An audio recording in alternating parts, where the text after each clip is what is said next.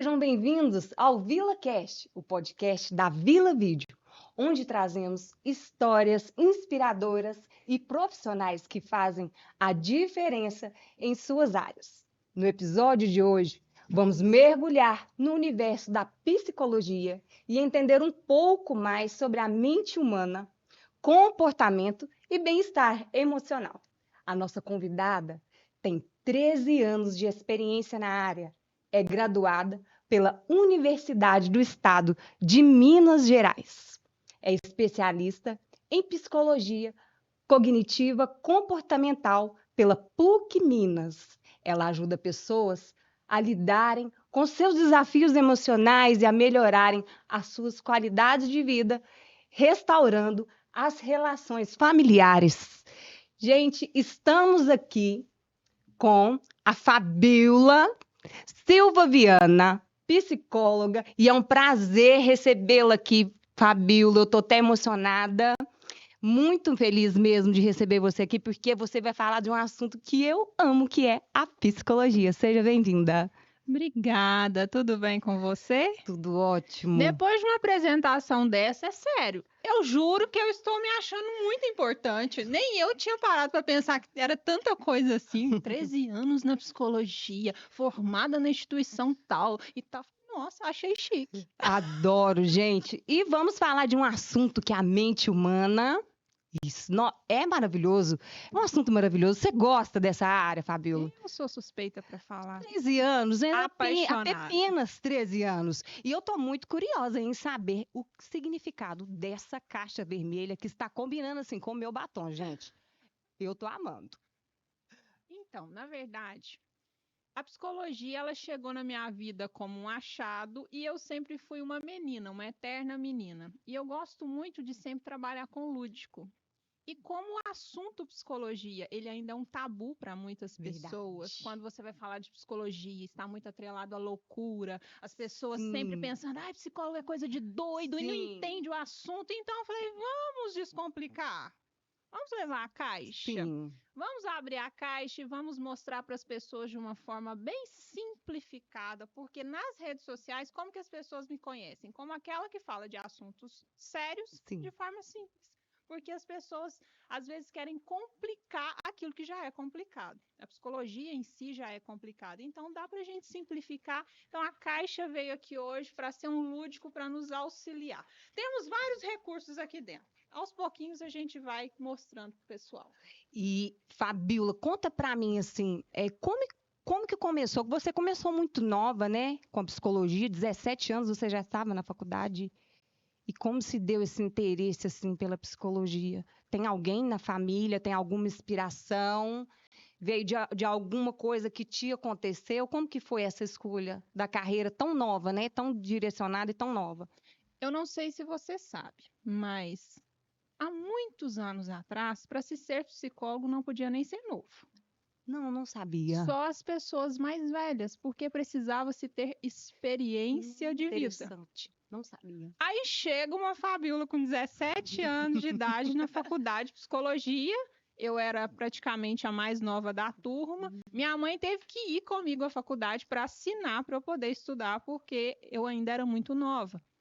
Só que a psicologia em si não foi nada que eu sonhei para mim. Nunca me vi psicóloga, mas nunca mesmo. A questão é que eu sempre fui muito amiga de todos, aquela que na rodinha sempre escutava todo mundo, tinha um conselho para todo mundo e as pessoas me viam como conselheira. E eu sempre gostei muito de estudar. Eu não me via parando de estudar. Só que quando eu cheguei ali no ensino médio, todo mundo já sabendo o que queria, eu não sabia. Eu nunca nem tinha pensado em psicologia. Então eu falei assim, gente, como que eu continuo estudando, mas eu não sei o que eu quero? Acho que eu vou fazer alguma coisa que eu tenho o costume de fazer. Na época eu gostava muito de academia, eu era rata de academia. Falei, vou fazer educação física. Achei que ia abafar com isso. Chego em casa e conto para minha mãe. Eu acho que foi a maior frustração que eu podia dar para ela falar que eu queria fazer educação física. Então minha mãe falou assim, Fabio, é sério isso? Educação física, aquele pensamento ainda limitado, não dá dinheiro, porque tinha essa crença, não dá dinheiro. Falei assim, gente, mas é a única coisa que eu sei fazer. Aí ela falou, você já pensou em fazer psicologia? Eu nunca tinha pensado em psicologia. Eu falei, mas por que psicologia, mãe? Ah, você gosta muito de conversar, gosta muito de ajudar as pessoas. Aí eu fui começar a pesquisar o que que era psicologia e eu pensei assim, por que não? Então a gente foi à faculdade, às vezes buscar os alunos para a gente conhecer. Eu fui conhecer alguns cursos, gostei da grade de psicologia, fui fazer o vestibular com meu pai falando que não pagaria faculdade para filho nenhum dele. Meu pai chegou a sentar comigo, ele fez contas. Falou, Fabíola, o dinheiro que a gente vai gastar com você com uma faculdade, se a gente construir, porque meu pai é mestre de obra, se a gente construir tantos prédios, se a gente fizer isso, isso, isso e isso, você vai ganhar muito mais dinheiro do que com faculdade. Meu pai com uma visão ainda muito limitada. Falei, pai, eu quero estudar. Aí eu falei, então tá. E aí eu fui, fiz o vestibular, passei, comecei. Primeiro período eu gostei foi de filosofia, eu queria mudar para filosofia, só que eu pensei de novo na minha mãe. Eu falei assim, se eu não ia ganhar dinheiro com educação física, Imagina com filosofia, filosofia, Senhor da glória, me ainda. ajuda. Falei, não, meu Deus, me direciona. Aí eu insisti no meio do curso, eu falei assim, gente, eu estou no lugar certo. E a partir dali eu comecei a gostar.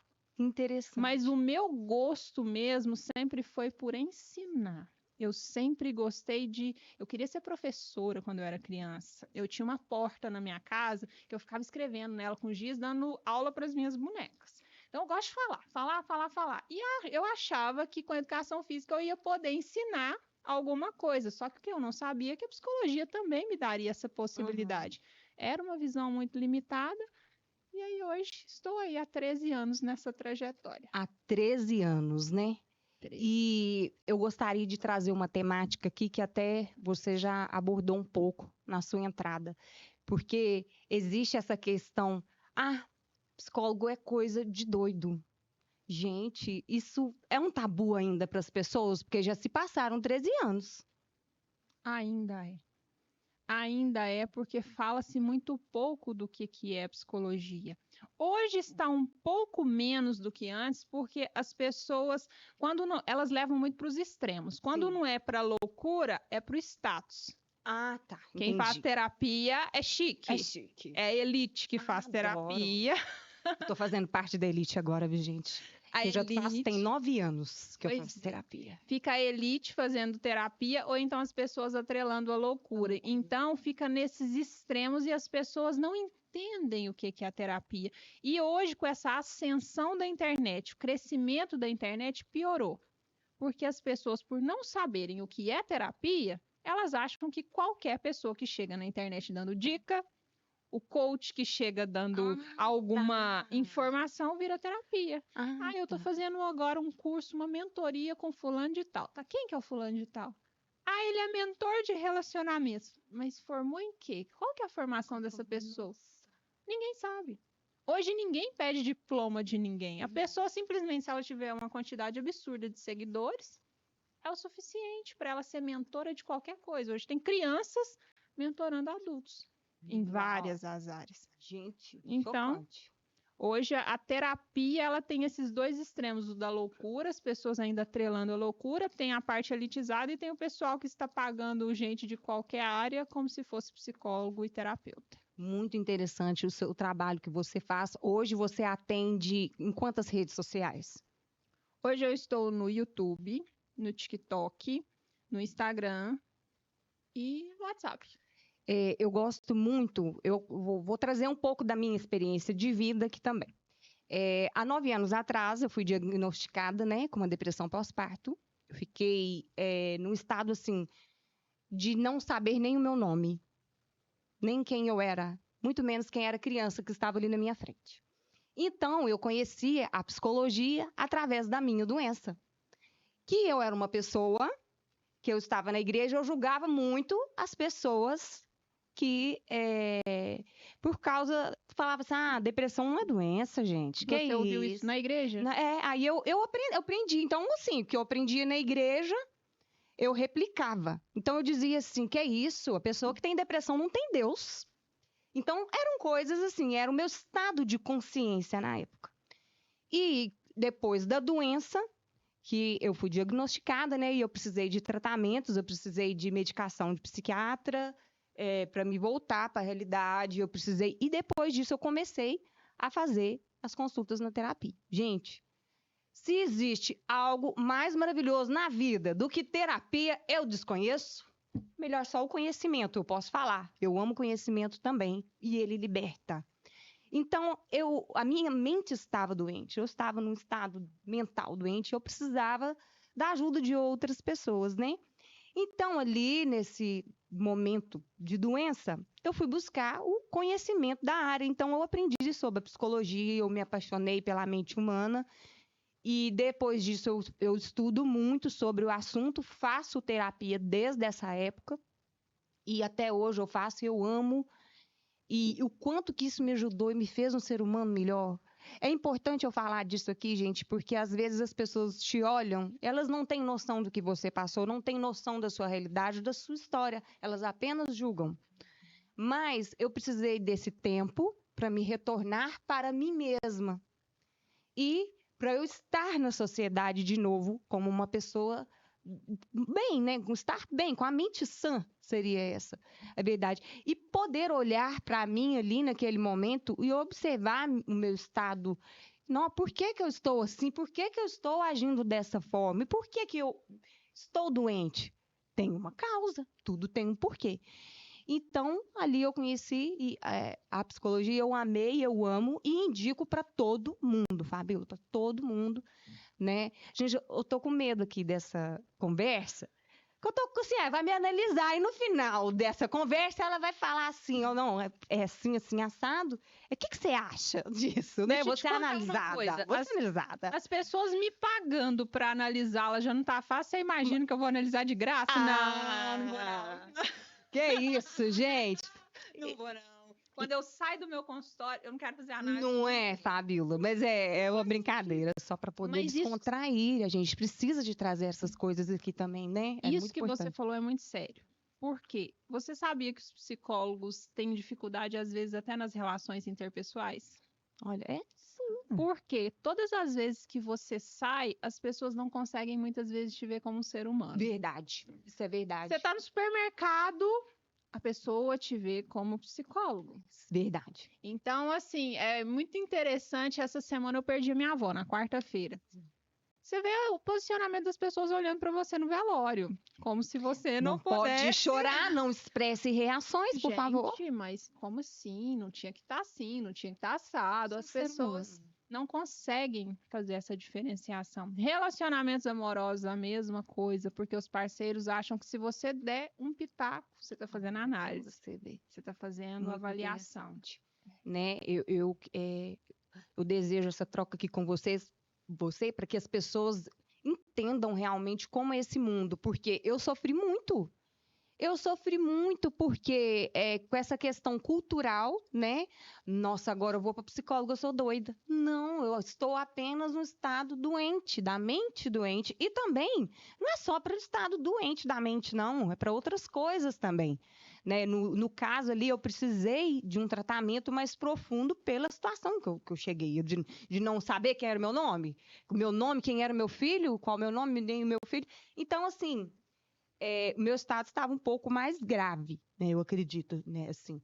Mas hoje, gente, ajuda em tudo, né, Fabíola? Você pode ver que as pessoas têm muito esse medo de serem taxadas como Taxada, doidas. é isso que loucas. sim. Os meus seguidores e os meus clientes do consultório já sabem que meu sonho é ser taxada de louca. O pessoal já fala aí fora e eu acho o máximo me chamarem de doida, gente. Se quiserem me chamar de louca, de doida o tempo todo, eu acho sensacional. Por quê? As pessoas têm essa ideia muito distorcida do louco. Verdade. Mas entra dentro de um hospital psiquiátrico, as pessoas loucas mesmo. Elas não têm uma gripe. Repara esse pessoal que anda na rua descalço Verdade. e tal, e Nossa. na chuva, eles não têm, na maioria das vezes, doenças físicas. Por Verdade. quê? Eles são eles mesmos. Isso. Você chegou. A identidade é estampada, eu sou o que eu sou, eu não tenho o que ter. Vou abrir minha caixa. Vou abrir minha caixa. Temos aqui. Olha o que temos aqui. Uma máscara, gente. Adoro. Uma Adoro. máscara. Olha só. Essa máscara fica lá no meu consultório. cliente chega, o meu primeiro papel com o meu cliente é fazer ele tirar o quê? Quando a gente sai na rua, a primeira coisa que a gente veste. Eu tenho que passar uma imagem para o outro, um personagem que eu montei, e esse personagem me adoece. Sim.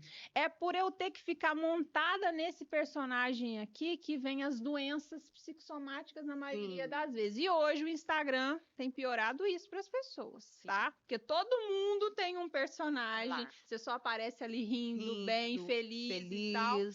E ninguém mais aceita o real. Acabou-se com o filtro. O povo estava em tempo de surtar, porque ia tirar o filtro do Instagram. Mas peraí, até pouco tempo atrás, a gente nem tinha isso. As pessoas hoje não conseguem mais tirar uma foto sem ela olhar para a imagem e falar assim, mas você vai pôr um efeito, né? Eu sou da época, gente, eu não sei vocês, mas que a gente levava a câmera para a praia com aquele filtrozinho que você tinha lá, que você ficava batendo. Você não sabia nem como que a foto ia sair. Você colocava o dedo na frente assim, você queimava a imagem da foto.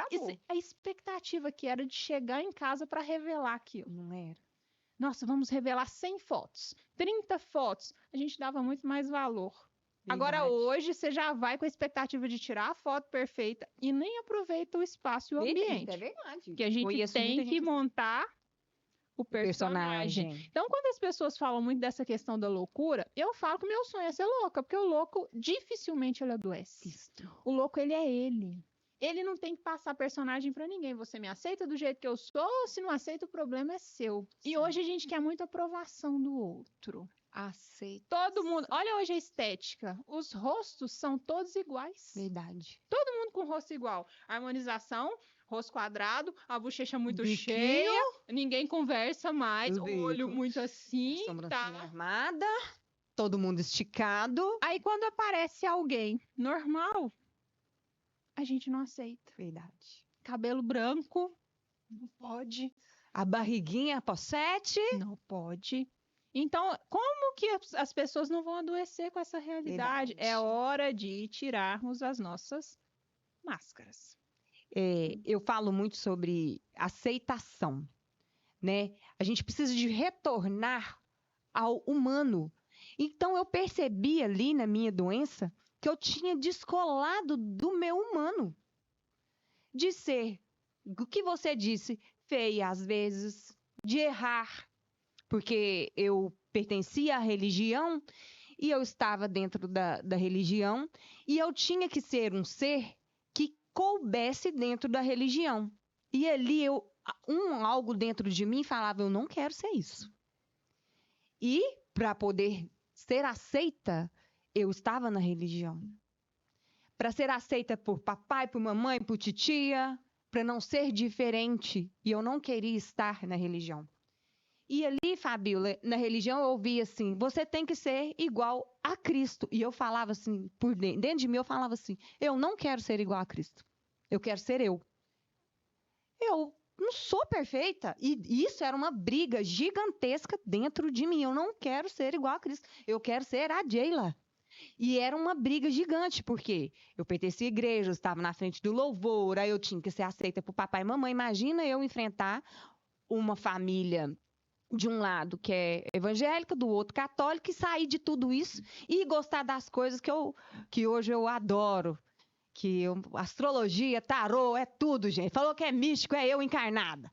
E bater de frente com isso, gente, isso foi um desafio. Fui chamada de louca, igual você está falando, fui chamada de tudo. Mas fui pro que eu amo, o que eu gosto. E estar ali. E eu gostaria também de saber de você que você também teve essa transição. Você, como psicóloga, você veio para a religião. Então, assim, para o cristianismo. Porque, no caso, eu queria pertencer àquele meio, né, para ser aceita. E eu não estava feliz ali. E hoje você tem uma vivência diferente ali na religião, né? Conta para nós como que foi. Conta para mim, eu também quero. Eu tô falando muito, mas eu quero te ouvir também. Fica à vontade. Hoje, o meu ponto de vista é que a religião, ela é o câncer da sociedade. Porque as pessoas têm uma dificuldade de entender o que é religião e o que é espiritualidade. Ah, gostei. A religião te aprisiona, Sim, a espiritualidade te liberta. sim. Porque a espiritualidade é a sua conexão com Deus, é você estar se comprometendo a ser esse imitador de Cristo, de seguir o evangelho, de dar o bom testemunho, de fazer a obra de Deus, mas a religião, ela é algo que foi imposta pelo homem. Teologia é o estudo de Deus. Todos nós sabemos algo sobre Deus, mas não tem ninguém que é especialista em Deus. E hoje as igrejas, não estou dizendo que são todas, uma grande maioria quer dar aula de Deus. Se sentem Deus, porque aí já não é mais Deus falando, é a teologia humana, né? É a doutrina humana, que é implantar doutrinas que não têm conexão nenhuma com a palavra, pegam contextos ali isolados da Bíblia, quer infiltrar na cabeça das pessoas e consegue de alguns, faz uma lavagem cerebral de algumas pessoas, e é onde hoje a gente já não briga mais para defender o evangelho, a gente briga para defender a nossa igreja. Não, Deus está na minha igreja, na sua ele não está. Não, Deus ele existe só com o meu pastor. Isso. Seu pastor não sabe falar de Deus, não. Sim. Eu acho isso muito interessante, porque hoje eu também sou missionária e quando a gente sai pregando o evangelho em outras igrejas, o pessoal sempre quer me convidar para ir pregar nas igrejas deles. Mas eles nunca podem sair da deles para ir na nossa. Eu acho isso muito interessante. Então, peraí. Por que eu tenho que ficar aprisionada a um espaço, a um tempo? Deus só habita ali? A gente está falando ainda lá daquele Antigo Testamento que Deus ficava ali num templo específico. Parece que as pessoas estão com a cabeça ainda limitadas. Mas falta de quê? De conhecimento. Falta de conhecimento. A Bíblia fala sobre isso. Conhecereis a verdade vos libertará. E que verdade que é essa? Não é do homem, só que a gente tem seguido homens. Por preguiça, porque a gente não quer ler, não quer estudar, não quer conhecer. E aí a gente fala que segue um evangelho, mas segue meia boca, né? Hoje eu te acompanhando, né? Eu percebo a transformação até na aparência, Fabíola. Que você usava os seus cabelos vermelhos, assim, e hoje você tá com uma aparência diferente. Isso não é uma crítica, né? Mas eu, como uma estudante de moda também, eu analiso as pessoas e vejo que houve também ali em você não só uma transformação por dentro, mas por fora também, né? Porque nessa transição da Fabíola, quando você falou lá no início assim, hoje você está mais na religião. Não seria na religião, né? Na igreja, digamos ali, assim. Eu tive fases da minha vida, porque eu sempre fui do cristianismo. Sim. Eu fui criada na igreja católica, desde pequenininho, os meus pais me ensinando a ir para missa, eu era legionária de Maria, então eu já tinha conhecimento da palavra. Né? Só que a faculdade tirou isso de mim. Quando eu entrei para a faculdade, ali nos primeiros períodos da faculdade, eu me rebelei contra Deus. Deus não existe, eu não acredito em Deus e tal, e não sei o quê. Eu me tornei a minha própria deusa. Eu achava que eu era imortal, que a psicologia sanava todos os problemas. Eu não quero saber de igreja. Eu chegava na missa e eu achava que eu sabia mais do que o padre. Eu não quero saber disso. E fiquei muito afastada da igreja por muito tempo. E nesse processo, o que aconteceu? Minha mãe, ela começou a frequentar a igreja evangélica e eu falava assim, eu não piso igreja evangélica de jeito nenhum. Meu Deus, ainda bem que Deus perdoa, né? Eu não gosto desse povo, esse povo grita demais, esse povo é chato demais, não, que povo engessado e tal. E minha mãe entra pra igreja. E meu pai passou por um processo de separação, e eu tenho um irmão que na época ele estava com 4 anos de idade, e ele veio morar comigo. E a minha vida virou de cabeça para baixo. Porque eu que não sou mãe, moro sozinha, só tenho um cachorro, de repente eu estava com meu pai, com a criança de 4 anos em casa, eu sendo mãe desse menino. Eu fiquei louca. Porque uma coisa é você gerar um menino, você sentir essa gestação, se preparar para aquilo. Outra coisa é uma criança cair de paraquedas na sua casa e você falar assim, agora eu vou ser mãe desse menino. Aquilo foi me adoecendo de tal forma que eu não sabia como lidar, eu não sabia como fazer. Eu me lembro que um dia eu desci na rua da minha casa, de mão dada com ele, minha mãe me viu. Quando ela me viu, ela já viu que eu estava meio abafada. Falou, que isso, Fabíola? Eu não aguentei, comecei a chorar no meio da rua. Ela assustou, porque não é um comportamento meu. Esse mãe, não tô aguentando. Aí ela falou assim, vamos comigo na igreja? Eu pensei, que igreja? Eu? Ela falou assim, olha, eu sei que você não vai na igreja, mas será que eu podia chamar o pastor para ir lá na sua casa? Só para orar e tal. Eu pensei assim, gente, oração nunca é demais, né? Falei, deixa o pastor ir. O pastor foi na minha casa, o pastor João. Um homem muito simples. E eu atendi ele e minha mãe no meu consultório. Foi uma graça esse dia, porque quem me conhece sabe que eu sou uma pessoa muito séria, eu não sou de, como se diz, fazer graça com uma pessoa que eu nem tenho intimidade, ainda mais com um pastor que eu nunca tinha conhecido. E esse homem sentou no meu sofá, como você está sentada aí, começou a conversar comigo. Eu vou fazer uma oração para você, Fabiola. Você aceita? Aceito. E ele que se pôs de pé e começou a orar. Me deu uma crise de riso. E eu comecei a rir. E a minha mãe com um olho desse tamanho, eu falei assim, dentro de mim eu ficava assim, que vergonha que é essa? Mas eu não conseguia parar e ria, e ria, e ria. E o pastor orando e eu ria de soluçar. Eu falei assim, meu Deus, que vergonha. E ele falou, não, pode ficar tranquilo e tal. Aí quando ele terminou essa oração, ele, um homem muito espiritualizado, de muita fé, falou assim, isso é porque você tem dons para serem desenvolvidos, mas você ainda não sabe como. Eu olhei para aquilo e falei assim, meu Deus, que loucura que é essa? Aí ele falou assim, vai um dia fazer uma visita pra gente na igreja. Eu fiquei com tanta vergonha do que eu tinha feito, que eu falei assim, eu vou lá para me redimir do que eu fiz, né? Então, Foi só por isso que eu fui, porque eu não ia, mas olha como que Deus é providencial. Eu fui nesse dia para conhecer essa igreja e de lá eu não saí. Foi onde eu comecei, eu fui desconstruindo. Olha como que a psicologia e a religião, de certa forma, tem ali a sua base também. Porque a psicologia, o papel dela é desconstruir crenças. Sim. Crenças que a gente cria, da Sim. gente mesmo, do outro, do Sim. mundo.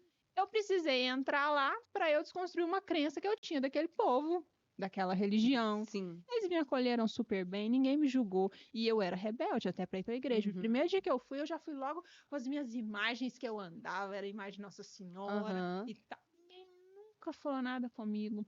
Nunca falaram do meu cabelo, que eu tinha um vermelho, um fogo no cabelo, né? Aquela coisa super cheguei. Nada. Eles me acolheram. E eu fiquei lá nessa igreja quase um ano.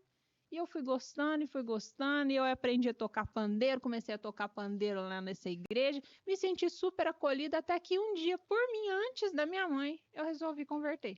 Minha mãe que já estava indo, minha mãe que já fazia o estudo bíblico, falei assim, mãe, chegou o meu momento. E aí acabou que a gente batizou no mesmo dia, e de lá para cá, eu me apaixonei e eu vi que era o que faltava.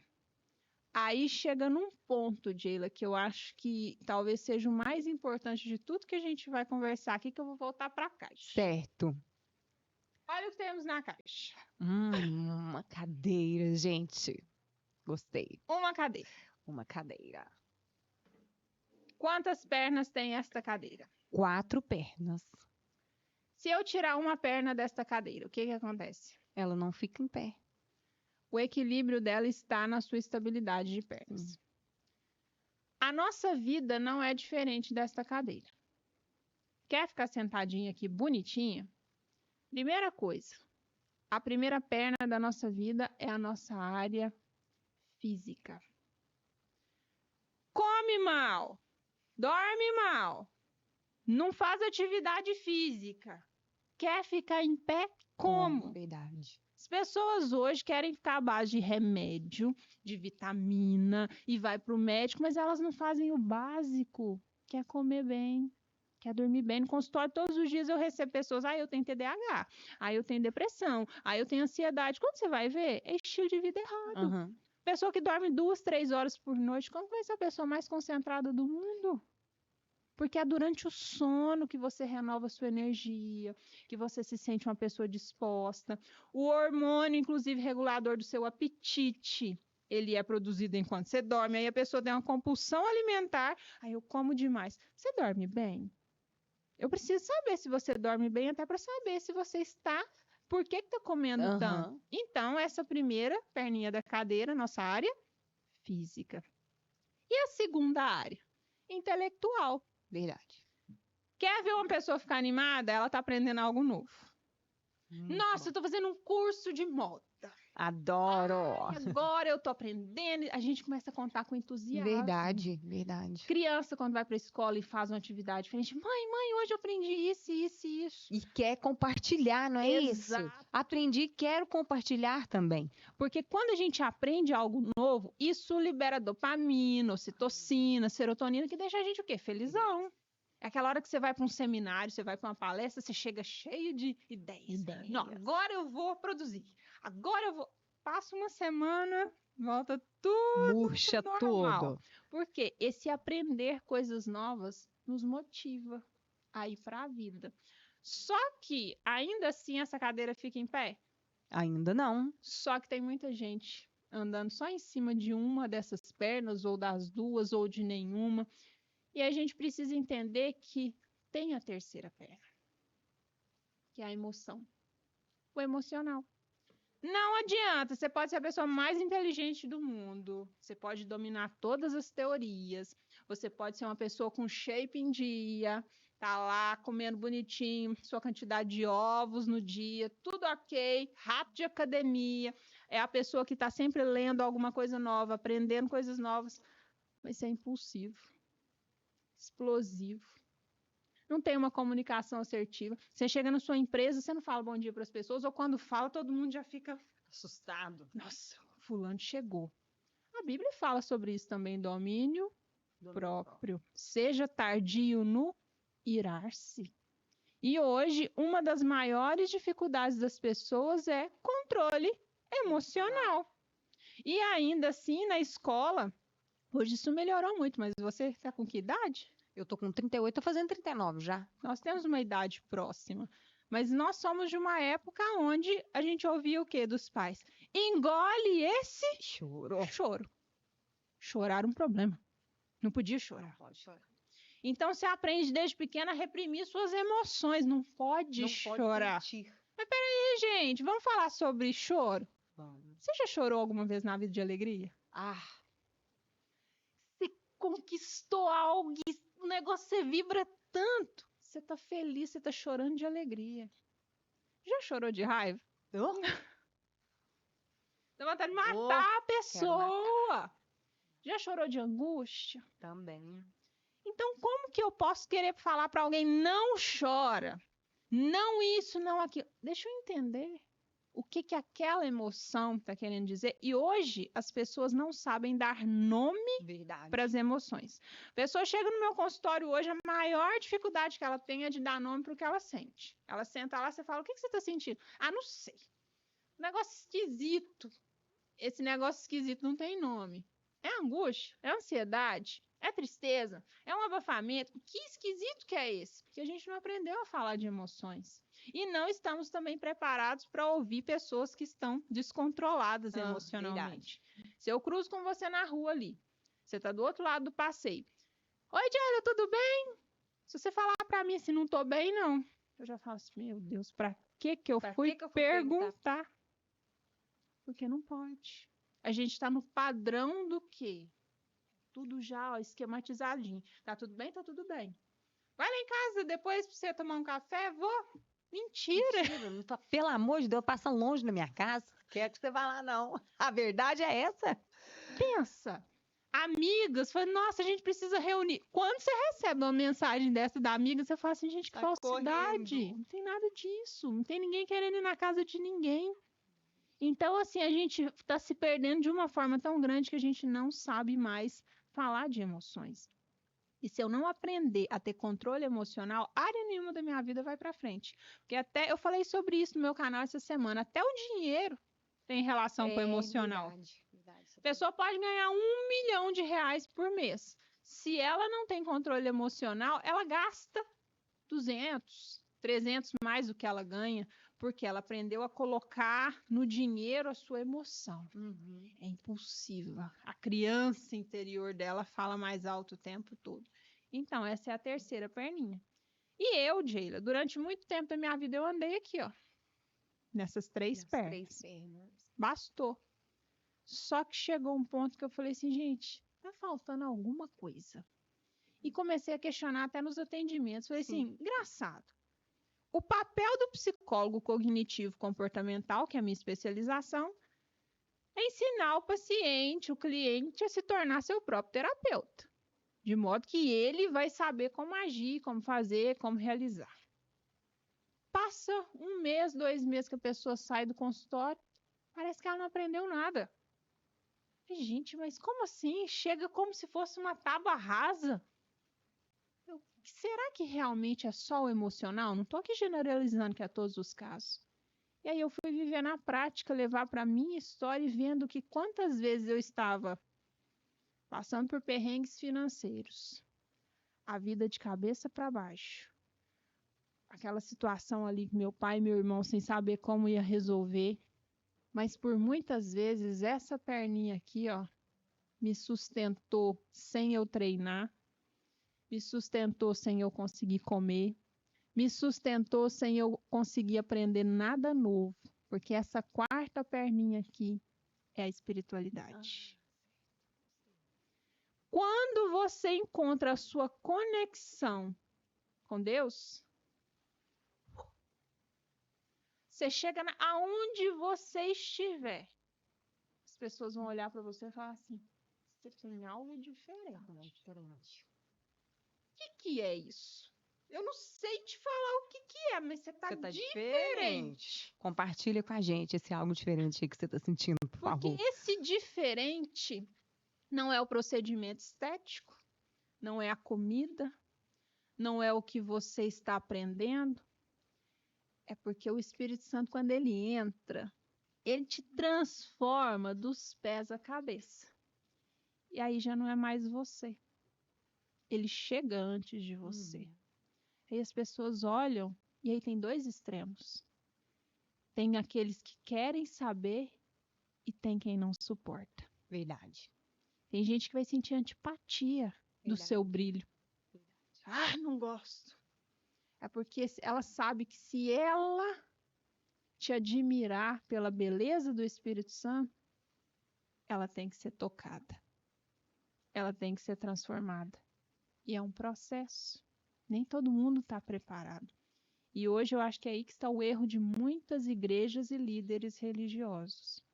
Querer que as pessoas se forcem para um processo de mudança radical, e quem convence não é o homem, é o Espírito Santo.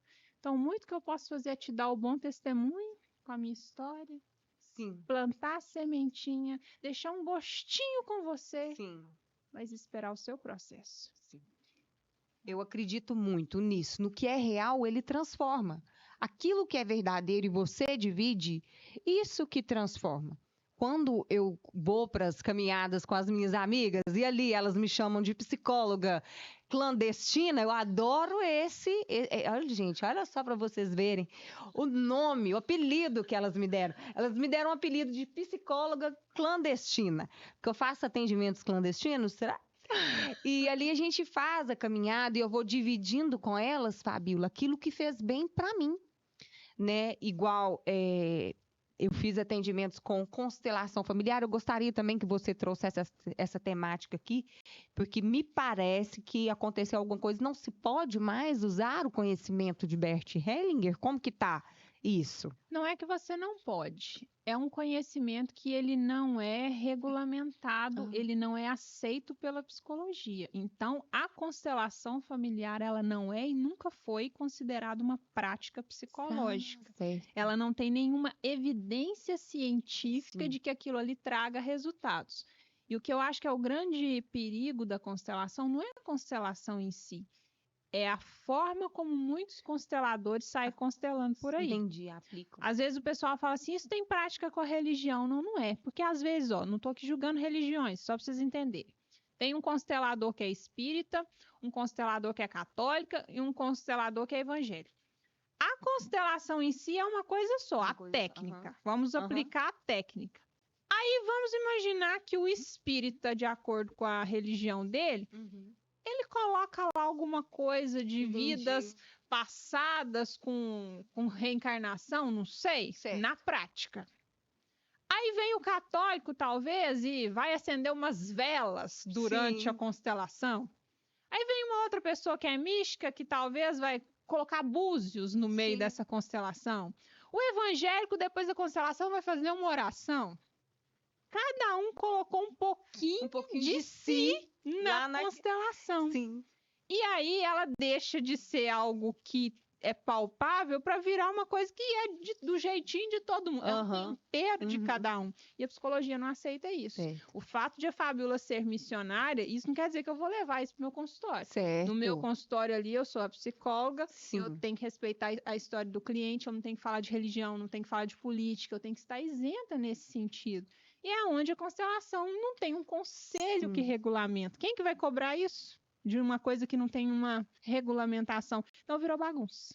Infelizmente virou bagunça e tem cada um fazendo de um jeito. Eu abri uma caixinha de perguntas no meu Instagram, caso algum seguidor quisesse te fazer perguntas, e uma das perguntas foram essas, que, tipo assim, fala pra gente sobre a constelação familiar. Eu amo Bert Hellinger e todo o conhecimento, a sabedoria que ele trouxe. Eu acredito que essa é uma sabedoria nova também, e como tudo que é novo estão se dando passos devagar sobre aquilo que ele ensinou, né?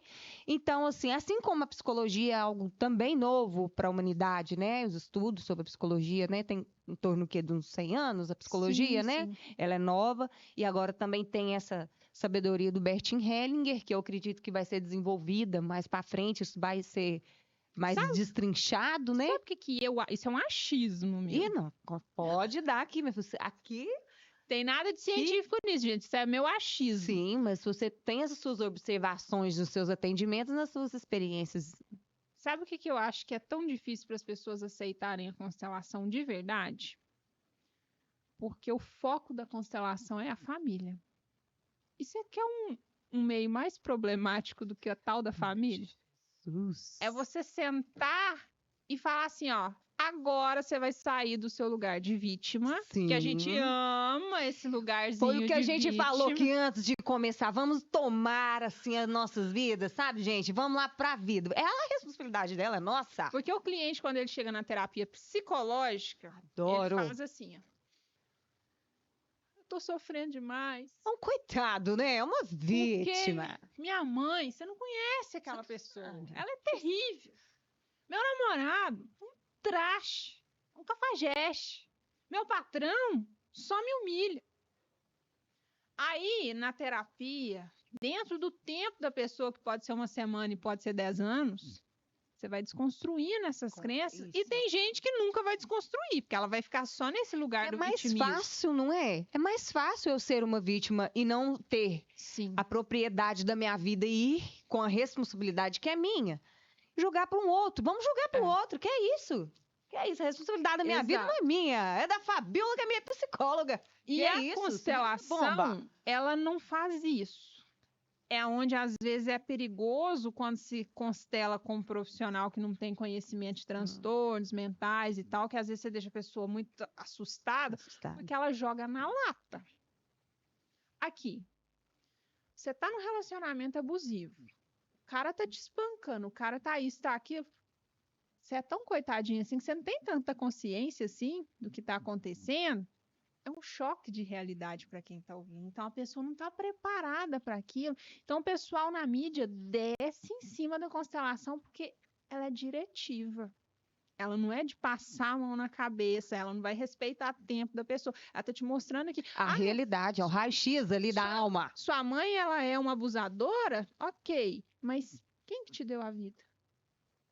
Quem que foi a pessoa que te trouxe ao mundo com todos os defeitos, com todos os problemas, com todas as frustrações? Ainda assim, é a mãe certa para você. Então, ela vai trazendo uma realidade que muitas vezes a pessoa não quer ver, não quer lidar. Né? Então, ela demoniza a constelação. Eu amei a constelação, gente. Eu amo conhecimento. Vou repetir que eu amo conhecimento. Ela falou, conhecimento, me dá ele, que eu quero abraçar ele, carregar ele no colo, igual um neném. E igual a Fabíola falou também aqui, né? Toda vez que a gente está aprendendo sobre algo novo, a gente fica todo eufórico. E eu amei a constelação. A constelação familiar, ela esfregou umas verdades na minha cara, gente. E se você deseja ouvir a verdade, por favor, procura a Fabíola, que eu já estou fazendo uma propaganda para ela, gente. Porque eu conto para todo mundo, né? Que quando eu fiz, para mim, foi muito bom. Eu sei que eu saí do consultório e eu fui tomar um lanche na lanchonete do Juninho, o rapaz olhou pra mim, você tá bem? É porque eu vi ali coisas, gente, que eu não queria ver. Queria e não queria, queria e não queria. Mas assim, você tá legal? Ele me perguntou, você tá legal? Eu falei assim, tô bem. Aí eu cheguei em casa, o Alex falou comigo, uai, mas você não tava, não era numa consulta psicológica? Você tá parecendo que você voltou de um filme de terror? Falei assim, é porque eu vi coisas que eu não queria ver.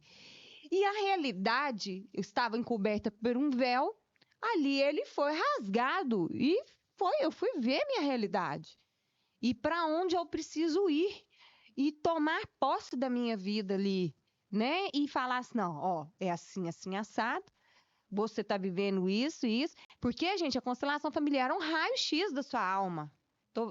Gente, eu tô muito ousada na minha fala. Eu tô falando certo, Fabiola? Pra quem sabe fazer, realmente é o É que um acontece. raio-x. Então, assim, aí eu vi ali coisas. Eu falei assim, não, e agora a responsabilidade da minha vida é minha. Porque a minha psicóloga falou comigo, minha filha, toma isso aí, toma, o filho é teu, toma, ó, puf. E se você não fizer isso e isso, enquanto você não corrigir certas coisas na sua vida, o sucesso não vem, o dinheiro muito menos, querida, que eu sou dessas, gente. Eu fui lá por causa de dinheiro. Eu cheguei lá, Fabio, eu adoro dinheiro. Não, eu quero saber aqui, ó, por que ele não tá chegando, né? Aí vamos desinvestigar? Gente, eu fui lá pra caçar um negócio, eu descobri outro. E Ô, gente, deixa eu rir. Eu tô no meu momento, gente. Deixa eu dar uma risada. a, Eu fui lá por conta de dinheiro, a menina vai e me esfrega uma outra coisa. Eu falei, não, mas isso aqui não é... É porque, gente, eu aprendi com Bert Hellinger. É com a mãe o dinheiro vem, com o pai o dinheiro fica. E se você tem uma má relação com o papai e mamãe, nenhum dos dois vai dar certo. E eu vejo que, assim, no judiciário ela já foi abolida, né? Antes era uma prática que era feita dentro do judiciário e hoje não mais. Só que o que estava acontecendo? As pessoas queriam forçar o processo da constelação. Exemplo, tem aqui uma relação ruim do filho com a mãe, a que você precisa perdoar, você tem que falar. A pessoa não quer fazer. Gente, constelação não força ninguém a nada. Ela tá te mostrando, ó, o problema é esse aqui. Se você vai perdoar, se você vai querer lidar com isso, é sua responsabilidade. Mas tem gente que fica, você tem que falar, você tem que isso, você tem que aquilo. Cada um tem seu O negócio virou bagunça. Cada um tem seu tempo, né? E vamos falar assim, ai, gente, eu gosto demais desse mundo do que ajuda. Então eu falo empolgadamente mesmo para as pessoas, para as minhas amigas, gente, funciona. Mas a partir dali, o posicionamento de você ir para a vida é seu, ele é só um raio-x que vai detectar como se fosse uma doença. Ah, tá, quebrei o joelho, vou descobrir qual lugar que tá com o joelho quebrado. Agora vamos lá consertar o joelhinho. Eu falei, joelho, gente, você quebra joelho? É um peça, por exemplo. Eu tive um caso no consultório, isso terapia psicológica, não é constelação. Porque as pessoas acham que constelação é o quê? Reunir aquele monte de gente, que aí vai um falar isso, o outro falar aquilo, ou então vai pôr os bonequinhos aqui para poder mostrar alguma coisa. Não.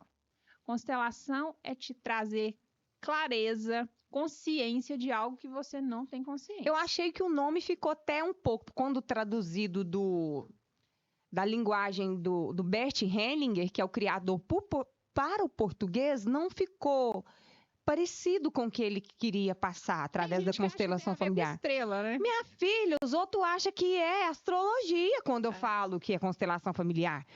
E o povo fala assim também. Aí tem que ir todo mundo lá da família? Família inteira. Tem jeito de só eu. Né? O que aconteceu? Trouxe minha caixa, tem mais um elemento aqui, ó. Esta é a balança. E lá no meu consultório eu tenho uma grande, desse tamanho aqui. Eu estava atendendo um cliente com uma demanda de relacionamento, namoro. Namoro completamente abusivo, que daria até Lei Maria da Penha, só que é muito comum a gente falar muito da Lei Maria da Penha para mulher.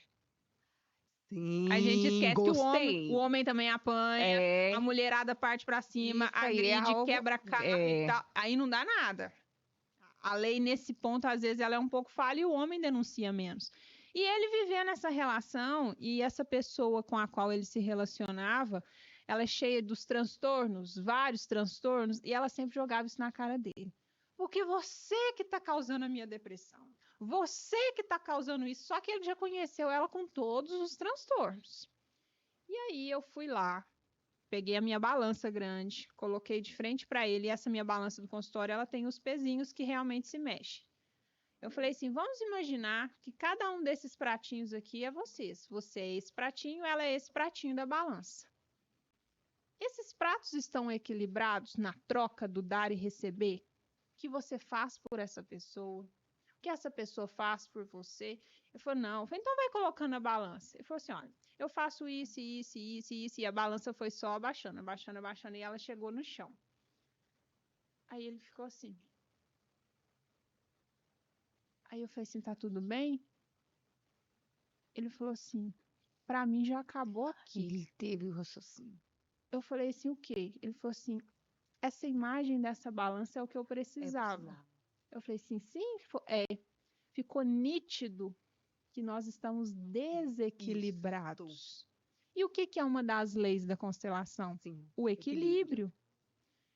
Aí ele falou assim, não tem como a gente manter essa relação assim, porque só eu dou e ela não dá nada. Eu não estava falando nada, era ele. Eu tô dando e ela não dá, e tá muito desequilibrado, então eu devolvo para ele. A única relação que a gente pode dar, sem ter que esperar nada em troca, é de pais para filhos. Pelos filhos você pode fazer incondicionalmente, porque os seus filhos não vão te pagar. Eles pagam é para o mundo, prestando um bom trabalho, repassando para os filhos deles. Mas relação amorosa, esses pratinhos aqui precisam estar sempre equilibrados, porque quem dá mais na relação se sente injustiçado. Sim. E quem dá menos se sente endividado. Sim. E normalmente quem está devendo a alguém, o que costuma fazer? Cortar a volta. Verdade. É a hora que o relacionamento começa a aparecer briga, conflito, traições, porque a troca não está equilibrada. Então ele saiu dali com uma imagem, aonde ele saiu daquela sessão, ele mudou a vida dele. Quando ele voltou, ele falou assim, eu não sabia o tanto que eu estava sendo cego. E aí o que eu te falo? Ali naquele momento, sem fazer uma sessão de constelação, ele constelou. Porque ficou consciente. Trouxe clareza. Isso, consciência. Eu falo que isso, a jornada humana é a busca da consciência. Sim. Eu tenho a percepção, Fabíola, vou falar a minha, que até certa idade da sua vida, é como se você te desconectasse do seu eu. Aí, certa fase da sua vida, você faz, ops, tem alguma coisa errada. Aí depois você vai na busca do seu eu de novo, sabe? Então, assim, é um raciocínio meu que eu tenho. E através do conhecimento, através da psicologia, através de várias coisas, a pessoa vai retornando de volta para si. Quando eu adoeci, eu tive essa percepção. Do desejo da aceitação era tanto que eu queria caber em qualquer grupo, eu queria ser aceita pelos grupos. E eu fui me descolando do meu eu. E descolando daquilo que eu era, da minha personalidade, do meu jeito de falar, e do meu jeito de vestir, e de ser engraçada, e de ser mulher, e de caber em todas as caixinhas que a sociedade, a cultura, tudo queria me enfiar. Aí até o momento eu falei assim, opa! Eu só quero ser eu. Aí, que igual você falou assim, eu constelei. Por muito tempo eu busquei na constelação familiar e no conhecimento, que é a iluminação, que eu acredito que é essa jornada humana, a iluminação, trazer a consciência para eu ser um ser humano melhor. Né? Então, eu tenho essa impressão que parece que a gente vai descolando, depois a gente vai querer colar de novo. Não, eu quero ser eu, peraí, onde eu me perdi nesse mundo, que chegou um momento que eu não sabia nem quem era eu, nem meu nome. As pessoas precisam entender, né, no que tange a constelação, é que ela não tem o objetivo de tratar ninguém. Ela só mostra. E muita gente está vendendo aí fora a ideia de que ela trata. Isso. É igual.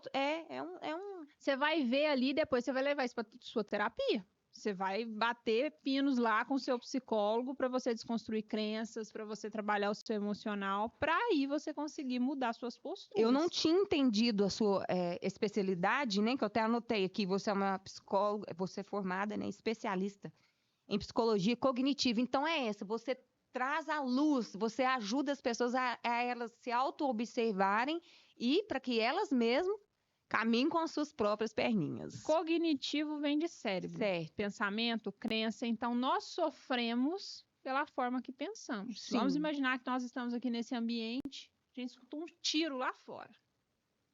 A situação do tiro é a mesma para mim e para você. Houve um tiro. Sim. Na sua cabeça passou a situação assim, balear a minha mãe. Como que você vai se sentir com isso? Desestrutura, desespero, vai sair correndo e tal, porque a sua crença, o seu pensamento te fez sentir e te fez agir. Alguns vão paralisar, outros vão correr para socorrer, mas o que você pensou sobre o tiro te fez agir. Agora eu escutei o tiro, deve ser briga de vizinho. Entendi. O que isso gerou em mim? Nada. Mas a situação foi a mesma. E isso é com tudo na vida. Não é a situação que determina o que a gente sente. É a forma que a gente pensa sobre a situação e faz com que a gente sinta e que a gente haja. Muito interessante, porque você estar dentro da religião e trazer uma nova forma das pessoas verem a psicologia ali dentro. Eu gostei muito de você ali nesse lugar. A gente não entende os caminhos, né, da vida, mas é muito interessante para que as pessoas ali te ouçam com uma sabedoria diferente, né? Porque às vezes a pessoa está assim, eu tô mal, eu vou orar para que Deus me ajude. Aí Deus manda remédio, manda psicólogo, e a pessoa, não, eu vou orar para que Deus me ajude. Aí está acontecendo tudo, o conhecimento ali, às vezes a pessoa não se abre para um novo conhecimento, que é aquele conhecimento que vai ajudar, né? Exatamente. E eu vejo que até mesmo essa crença que a gente vai criando, quando eu fui para a igreja, aos pouquinhos o Espírito Santo mesmo foi me moldando para que eu mudasse até mesmo essa imagem por causa da crença dos outros. Não era nem tanto minha, porque eu já tinha uma personalidade muito forte, sempre tive. As pessoas me viam muito empoderada, sempre a Fabiola, aquela coisa chegando imponentemente, sempre unhas muito coloridas, aquele cabelo vermelho fogo. E aí, de repente, eu começo a pregar o evangelho, isso afastava algumas pessoas, principalmente as mulheres ali ainda, naquela situação de uma submissão extrema. Quando elas olhavam para a Fabiola com aquele jeito muito diferente, assustava. Então, eu comecei a pensar assim, gente, eu já criei a minha identidade, a minha personalidade, as pessoas já sabem da minha essência, não precisa de passar essa imagem tão pesada. Vamos dar uma recuadinha, não precisa de tanto.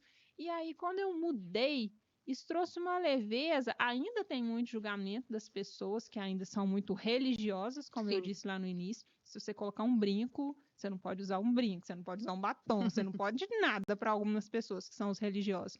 Mas quando você acha um equilíbrio, fica leve para todo mundo.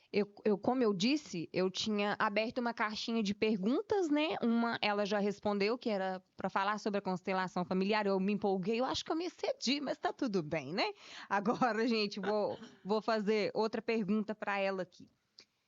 Impactos psicológicos da tecnologia na geração Z e como contornar os desafios. Eita!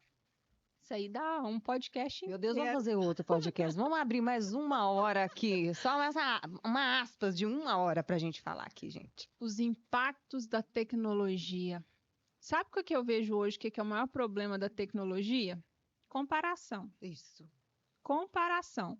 Eu vejo que as pessoas querem ter algo que elas não sabem o que é e nem para que é. Basta, às vezes nem para elas. Basta você olhar aí para a questão do famoso iPhone. Isso. Todo mundo quer um. Mas você perguntar para 90% das pessoas, elas não sabem usar o recurso do telefone. E a grande maioria nem trabalha com marketing e quer esse telefone. Sim. Mas por quê? De alguma forma, se eu for postar uma foto, uma selfie, e que for pegar a minha maçãzinha lá de trás, eu sinto que aquilo vai me dar um certo valor. Aquilo vai me dar um certo status.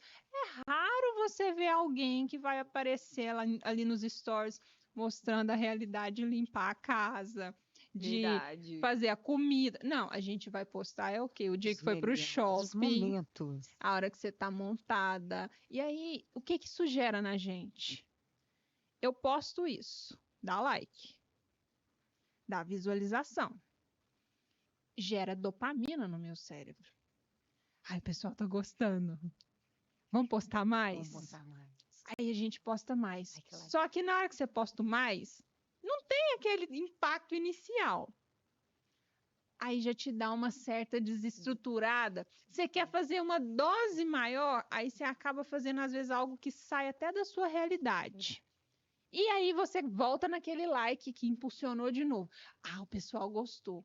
E aí você posta uma outra coisa e não foi tanto. Então você fica refém. Você vai ficando viciado nisso. Dopamina vicia. Ela é uma droga viciante. Nosso cérebro ele não tem condições de manter o nível de dopamina que hoje o jovem quer. Você pode ver que hoje o jovem, não sei se eu vou conseguir ser clara nesse raciocínio, mas eles querem sair e pegar todas. É muito comum do homem, né? Vai pra balada e quer ficar com todas e tal. E aí, às vezes, o homem tem uma relação sexual por dia, cada dia com uma mulher.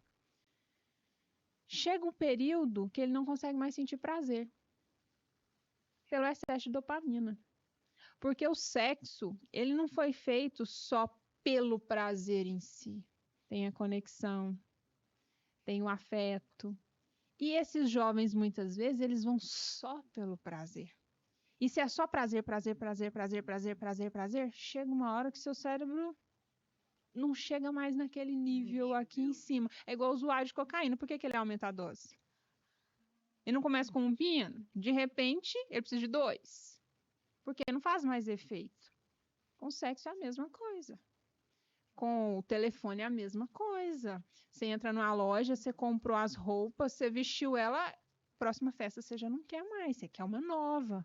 É o mesmo efeito da droga. Então, hoje a tecnologia, algo que veio para nos facilitar, para a gente ter uma vida menos corrida, facilidade, a gente se perdeu. Essa semana mesmo eu fiz um vídeo, acho que eu nem postei ele ainda não.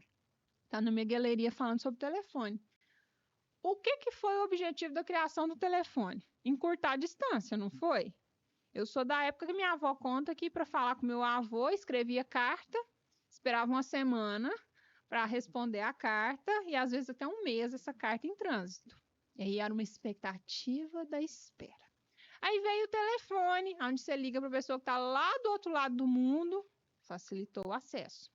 Aí tiveram a brilhante ideia de o quê? Criar o WhatsApp para as pessoas trocarem mensagens. Só que as pessoas viram que elas podiam ter tempo para escrever, para pagar, para repensar. E com isso as pessoas ficaram tão condicionadas a esse movimento que hoje ninguém atende telefone mais. Verdade. A pessoa tá com o telefone na Na mão. mão, tá online. Você fala. Tá online, tá online. Tem gente que dá um toque na outra para ela ver e fala assim: Ô, minha terra. responde. Temos a opção hoje de falar por chamada de vídeo com quem está do outro lado do mundo. Você pode contar no dedo quem faz chamada de vídeo. O pessoal detesta a tal da chamada de vídeo, por quê?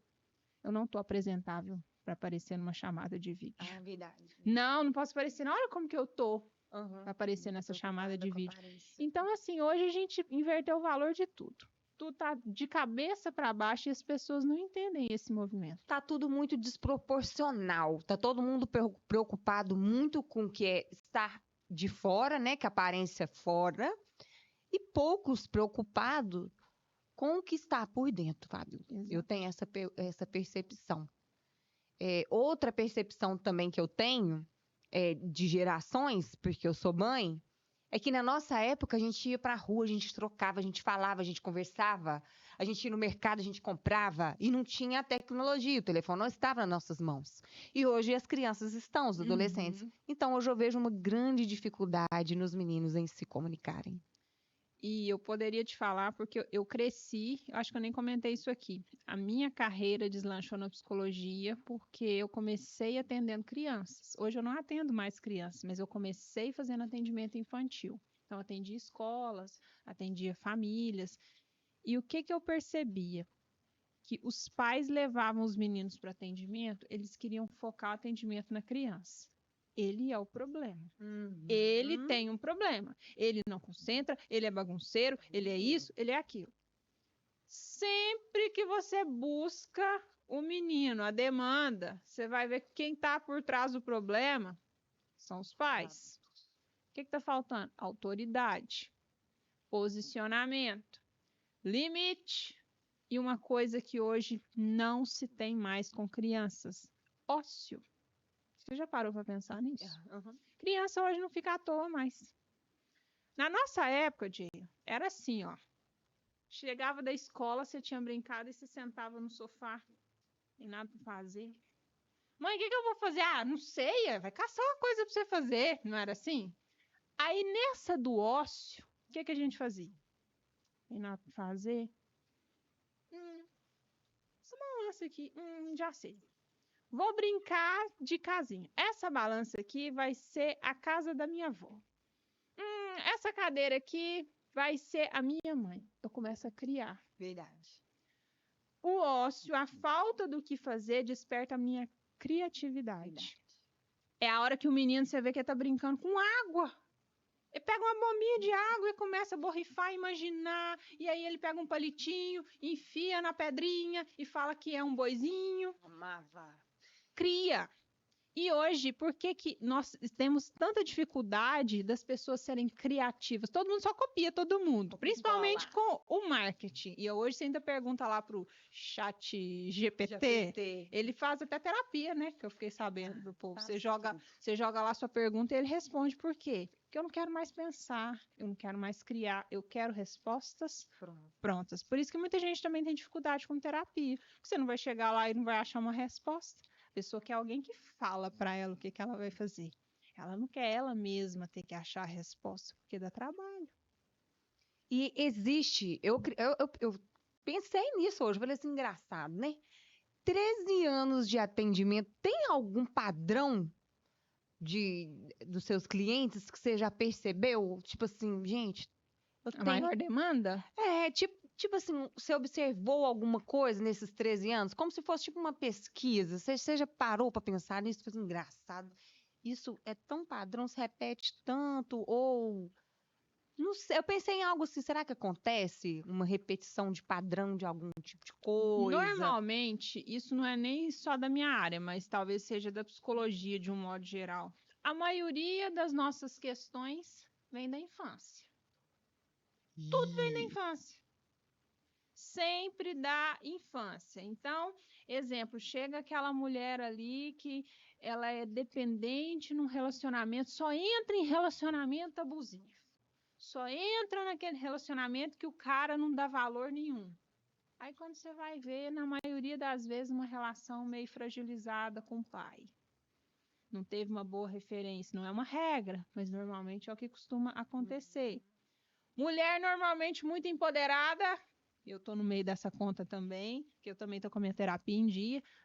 Eu ia te perguntar, e você tá com a sua terapia, tá em dia? A gente tenta, né? A gente tenta. Mas a mulher muito empoderada, muito cheia de si e tal, normalmente tem ali também uma mãe por trás que ensinou isso, aquela mãe que anulou o pai.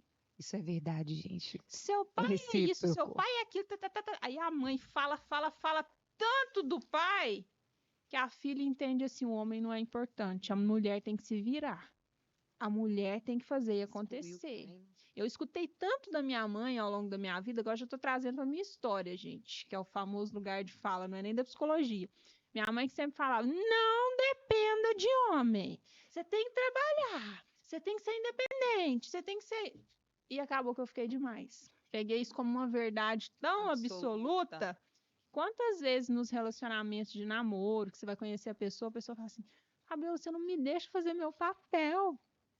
Chega, eu troco lâmpada, eu isso, eu aquilo, eu resolvo. Quando eu vejo, eu já anulei a pessoa. Então, é um exercício de eu tomar consciência, igual eu falei aqui, eu tomo consciência, mas se eu não fizer um exercício de saber o meu lugar, eu só saber que eu sou assim não muda nada. Para mim também foi a mesma coisa, viu, Fabiola? Porque ali foi o mesmo padrão. Aí na constelação apareceu lá eu do lado masculino, né? Eu com a força toda do homem. E eu estava muito cansada por estar num lugar que não era meu. E de uma das consciências que eu vinha a ter também através dos tratamentos psicológicos foi esse, para eu voltar para o meu lugar. Então, quando o último bebê nasceu, eu estava num estado assim, que eu não estava aguentando mais. Não estava suportando. Foi onde transbordou. E graças a Deus que transbordou, né? Que aí eu falei assim, ponto, cheguei no fundo do poço. E eu vou voltar para o meu lugar. Seja o que for que para ser feito, para eu sair daqui, eu vou fazer. E uma das coisas que eu acho super engraçado, que eu dou risada e eu conto para todo mundo, gente, é quando eu estava na pior, é que eu estava ali no fundão do poço mesmo da depressão, é que eu pegava um batom vermelho e eu falava assim, eu posso até estar na pior, mas eu vou estar na pior de batom vermelho. Ô, Fabiola, e eu conto isso, eu dou muita risada. E toda descabelada, toda desfigurada, né? Que quando você tá na depressão, você não quer tomar banho, você não quer você não quer sentar viva, gente. A alma saiu do corpo, né? A alma saiu, ela precisa voltar. E eu falava assim, peraí, alma, você vai voltar, mas eu vou te esperar de batom vermelho. Eu colocava isso como meta pra mim. E eu sou apaixonada com batom vermelho. E é como se fosse uma marca minha hoje, onde eu vou, as pessoas olham e falam assim, Jayla, nossa, eu adoro um batom vermelho. Me ajudou. Foi uma das coisas que eu usei. Só que olha que interessante. Lembra que eu falei da balança? Não tem que ter um equilíbrio? Você não falou aí o tempo todo que você tem essa energia do masculino, pegar e resolver? Isso não é do homem? Sim. Só que o batom representa o quê? Feminilidade. Eu vou fazer acontecer e tal, mas eu continuo sendo mulher. Porque se ficar só para esse lado de lá, você não dá conta. Não dá. É uma tentativa também de dar uma equilibrada para não surtar. Sim. Entendeu? Sim. Então, esse batom também representa muito isso. Eu vou, faço, mas eu também sou a mulher aqui da relação. E, gente, seja a situação que vocês se encontram hoje, tudo é possível através do poder da sua mente. É só mudar a mente, não é, Fabíola? Tudo é a mente, o todo é mental. Quando a gente muda o estado de consciência da gente, tudo vai mudar automaticamente ao redor. E uma coisa que eu sempre tento orientar para os meus clientes ali na terapia é o seguinte: a pessoa chega, ela quer tirar a dor que ela sente de todo jeito. Isso é verdade. Tá doendo demais, Fabiola. Isso tem que ser arrancado de mim. E ali eu sempre falo para esse cliente, falei assim, agradeça essa dor. Porque foi ela que te trouxe aqui. Se não dói, a gente não busca ajuda. É a dor que faz a gente ir atrás da solução. Porque enquanto a gente acha um paliativo, a gente faz sozinho. Aí você toma um remédio em casa, Verdade. aí você faz a sua oração, Verdade. você vai no padre, você conversa com a amiga, chama o pastor. Aí na hora que nada resolveu, você fala assim, agora eu preciso olhar para isso. Foi a dor que te levou lá. Então é por isso que muitas vezes a dor não sai logo de início. Porque se ela sair, muitas vezes o cliente não volta. Então o nosso objetivo não é arrancar a dor de uma vez. É mostrando para a pessoa que aquela dor é um termômetro. Ela está querendo mostrar alguma coisa para aquela pessoa. E existe o tempo, né, Fabíola? Eu posso falar para você assim, porque olha para vocês verem, eu faço terapia tem 9 anos. 9 anos fazendo terapia. E eu adoro. E quando eu não vou, não faço, eu me sinto mal. Eu falo assim, não, eu tenho que ir. E uma das perguntas que eu recebi aqui no WhatsApp, gente, no WhatsApp não, na caixinha que eu deixei aberta lá no Insta, muito engraçada. Olha para você ver o que o ser humano perguntou, eu acho o máximo, né, a criatividade. Quer ver, gente? Vou caçar aqui para vocês verem rapidinho. Enquanto isso, eu queria comentar algo que eu acho muito importante, que a gente não comentou sobre, que hoje tem uma banalização dos diagnósticos. Isso é muito sério. Isso é muito importante. Todo mundo tem depressão, todo mundo tem ansiedade, todo mundo tem TDAH. Agora a moda é o TDAH, né? E aí, o que acontece? Eu tenho depressão. Quem te deu esse diagnóstico? O Google. Porque eu olhei lá. Papai Google. Eu tenho todos os sintomas. Gente, põe uma coisa na cabeça de vocês. Você que me ouve aqui agora. Se você for pro Google, você tem sintoma de esquizofrenia, de psicopatia, você tem sintoma de abusador, Também. você tem sintoma de Tudo que você imaginar. O Google te conta isso. Então não vem com essa. Ai, porque eu tenho depressão, tenho TDAH. Tem TDAH. O que é TDAH? Transtorno de déficit de atenção e hiperatividade. É porque eu não concentro, Fábio. Não concentra mesmo, não. Dorme 2 horas por noite. O cérebro está sendo comido por açúcar e cafeína, porque toma 1 litro de café por dia. A pessoa toma uma garrafa de café e fala assim, eu não tenho ânimo. Eu tenho TDAH. Hoje é a moda, virou uma moda, Fabiola. Tá viciado e não sabe por quê. Se tem uma coisa que vicia mais do que açúcar, eu desconheço. E aí, as pessoas estão confundindo o que é doença com o que é sintoma. Gostei. Guarda isso, meu povo. Sintoma é uma coisa, diagnóstico é outro. Por quê? Depressão, ansiedade, para ser um transtorno, para ser uma doença, tem que ter tempo de persistência.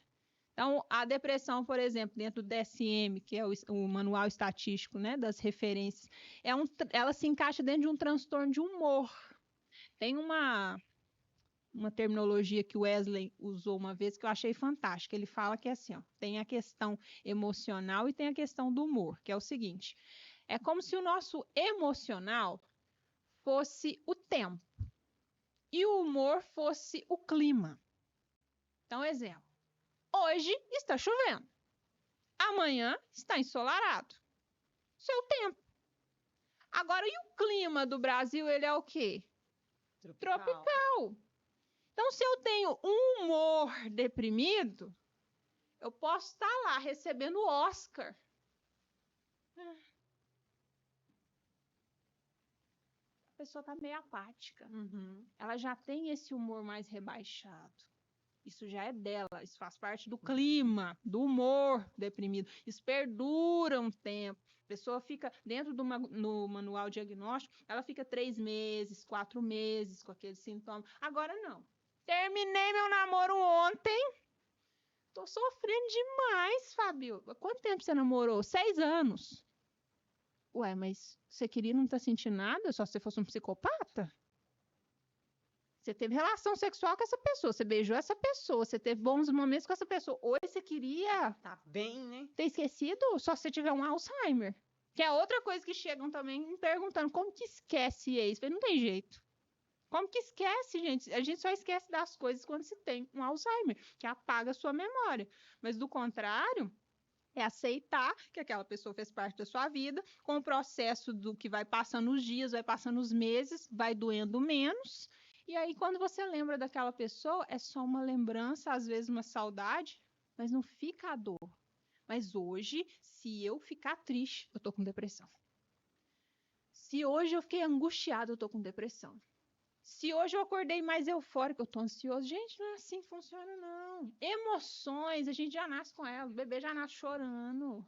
Ele aprende a dar birra. E a gente precisa aprender a falar mais sobre isso, porque tem dias que você não tá suportando. A mulher, então, todo mês os hormônios... Nossa, muda, tudo muda, gente. Mulher na TPM, a gente não se aguenta. Eu falo isso, eu não me aguento. Tem dia que você fala assim, gente, hoje eu tô insuportável.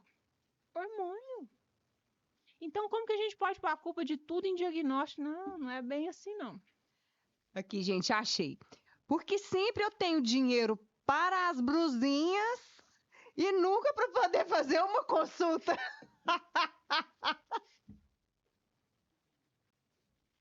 O dinheirinho da Shein você tem, amiga, mas não tem para poder fazer uma consulta. Responde pra gente. Tem aí dois aspectos envolvidos. Um deles é a questão da prioridade. Né? Algumas coisas são prioridades na nossa vida e outras não. E tem também a questão do prazer rápido. Imediatismo. A gente é acostumado com prazer rápido. Então, gente, é igual um chocolate. Você gosta de chocolate? Eu amo. Coca, alguma coisa Amo. assim. Você já viu que tem o prazer que antecede ao consumo? A Coca-Cola. O prazer dela está relacionado muitas vezes a você abrir o vidro. Já viu o barulhinho do... Você fala... A boca saliva. Saliva. Eu falar pra você aqui agora, assim, Jayla, Sente o limão. Ai, nossa, Aqui, saliva, aperta. Aperta, porque Ai. eu já senti sem o limão nem estar aqui. A minha boca já me dá Aí água, eu vejo gente. aqui, ó, a Coca-Cola geladinha. Se a gente tivesse aqui agora com pipoca. Por favor, produção, providencie uma Coca-Cola de vidro, tá? E olha só, imagina se tivesse aqui pipoca. A gente já tinha comido ela inteira. Minha filha, tinha devorado tudo. Porque a gente é muito do imediatismo. Então, quando você tá ali na internet, a blusinha. Você olhou pra blusinha. Aí chega o pacotinho na sua casa. Tem a sensação do abrir o Mercado Livre, a Shein, a Shopee. Aí você vai experimentar a blusinha. Tem a sensação de usar a blusinha, postar a blusinha. Então, a blusinha, ela te gera muitos estímulos satisfatórios.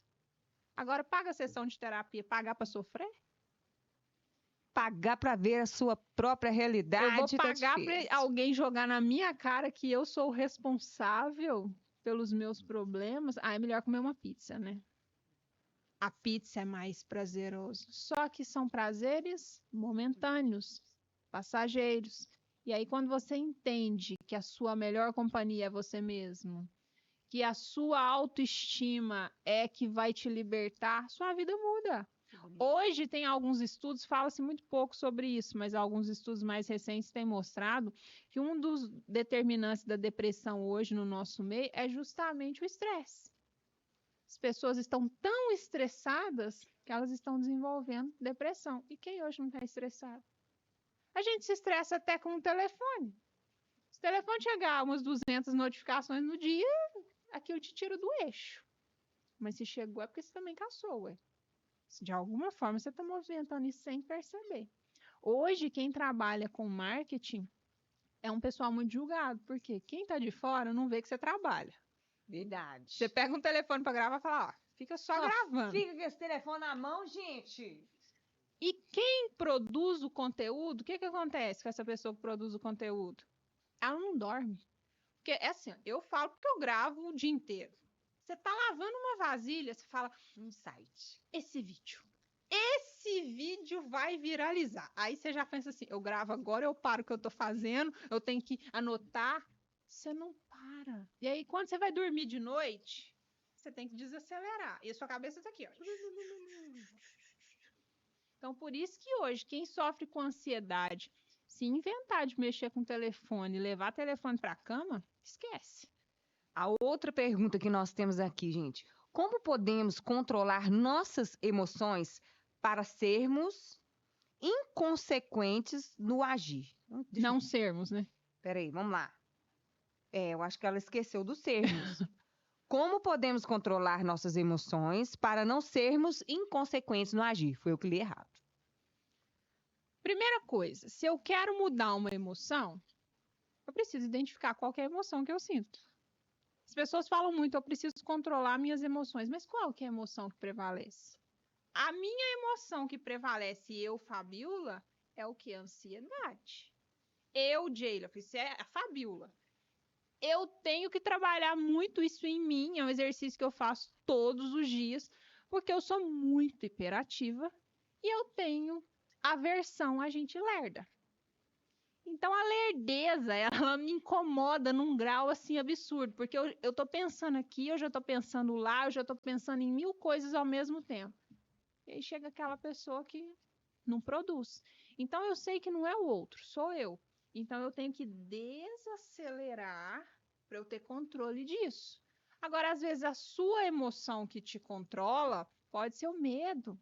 Você é uma pessoa que você tem medo de tudo. Então vamos avaliar esse medo. O que te gera medo? É medo de quê? Quais são as situações que te geram medo? Aí eu tenho medo de dirigir. Então vamos começar aproximando de pequenos estímulos. Vamos entrar no carro? Vamos sentir o banco? Não precisa de ir em Belo Horizonte, não, mas tira o carro da garagem. A pessoa já quer o quê? Começar dirigindo na BR, mas ela não anda no quarteirão. Então, vamos começar com pequenos estímulos. Então, se quer controlar as emoções, a primeira coisa é identificar qual que é a emoção que predomina, entendeu? Tem algum caso, algo tipo assim, algo que te marcou muito durante esses 13 anos? Algum caso específico? Tem vários, porque dentro da psicologia, cada história é única, né? Sim. Mas eu tenho 3 casos que me marcaram muito ao longo da trajetória. Falo de 1, de 3? Fique à vontade. O primeiro deles, eu até cheguei a comentar com os meninos ali fora. Foi no estágio. Esse caso é muito pesado para mim ainda, lembrar dele, porque é mais de 13 anos atrás. Eu estava fazendo estágio em uma escola, eu atendendo uma criança de 6 anos de idade, e através dos desenhos que ela fazia, eu comecei a suspeitar que ela estivesse sendo abusada sexualmente. E aí, conversando com a minha orientadora, a gente pensou assim, vamos fazer uma estratégia mais assertiva para a gente ver se esse é o ponto. Até que eu consegui que em uma sessão a criança me contasse que estava sendo abusada e pelo pai. E aí, nessa condição, eu achei isso muito pesado, porque eu era só estagiária, eu ainda não assinava. Eu dependia da minha orientadora para assinar por mim e ela não quis assumir a responsabilidade pelo medo. E eu achei aquilo muito incongruente, porque o nosso código de ética, ele fala que a gente precisa preservar a vida do nosso cliente, era uma criança. E eu fiquei dias pensando o que eu ia fazer, uma vez que a orientadora já tinha tirado dela de cena. Então eu pensei assim, eu preciso olhar para essa criança. Eu falei assim, eu vou fazer uma denúncia no Conselho Tutelar anônimo. Eu vou lá, vou contar o caso, explicar a situação, falar de que escola é e tal, mas eu não quero aparecer porque eu não posso nem assinar como psicóloga do caso. E aí, o que eu descobri antes de fazer a denúncia lá? Conversando com a professora, com a diretora. O pai estava foragido. Era um homem que estava envolvido com vários crimes. Eu falei assim, pronto, piorou a situação. Só que aquilo ficou martelando comigo, martelando, e aí eu fui fazer a denúncia. Fui no Conselho Tutelar, falei da situação, fiz a denúncia, e nessa de que eu fiz a denúncia, pedi o anonimato, e no outro dia que eu cheguei na escola para fazer o estágio, a escola inteira sabia que eu tinha denunciado o que tinha acontecido, quem que era o menino, quem que era a família. O negócio virou um caos. Um caos, e eu morrendo de medo do pai vir atrás de mim. Eu fiquei dias sem dormir, sem comer. A sorte que não deu em nada, mas eu não consegui continuar movendo aquela situação para me resguardar e também pela criança. Mas foi ali também que eu comecei a perceber o sistema. Como que o sistema não age como ele costuma falar que é. Você pode denunciar, vai estar tudo sigiloso. Nem sempre é assim. Não estou dizendo que em todos os casos, mas esse caso foi isso.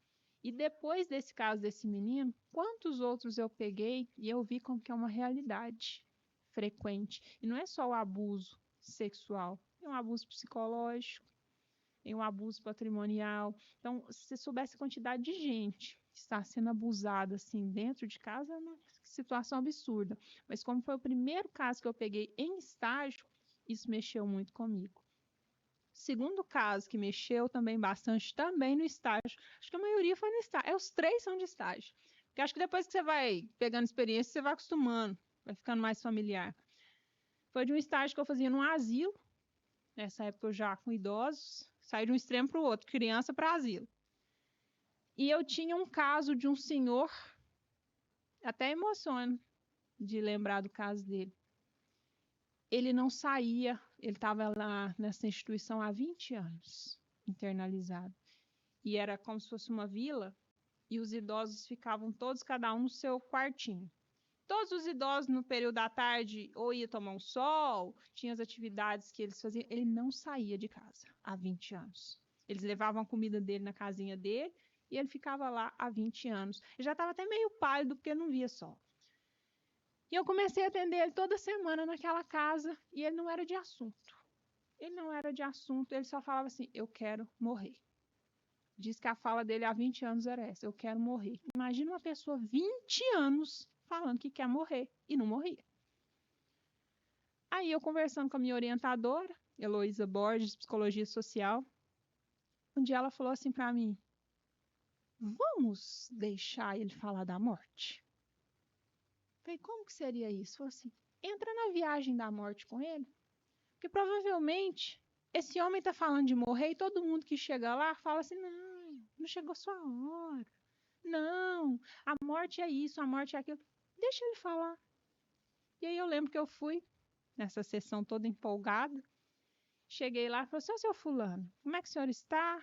E ele com aquela cara apática, quero morrer.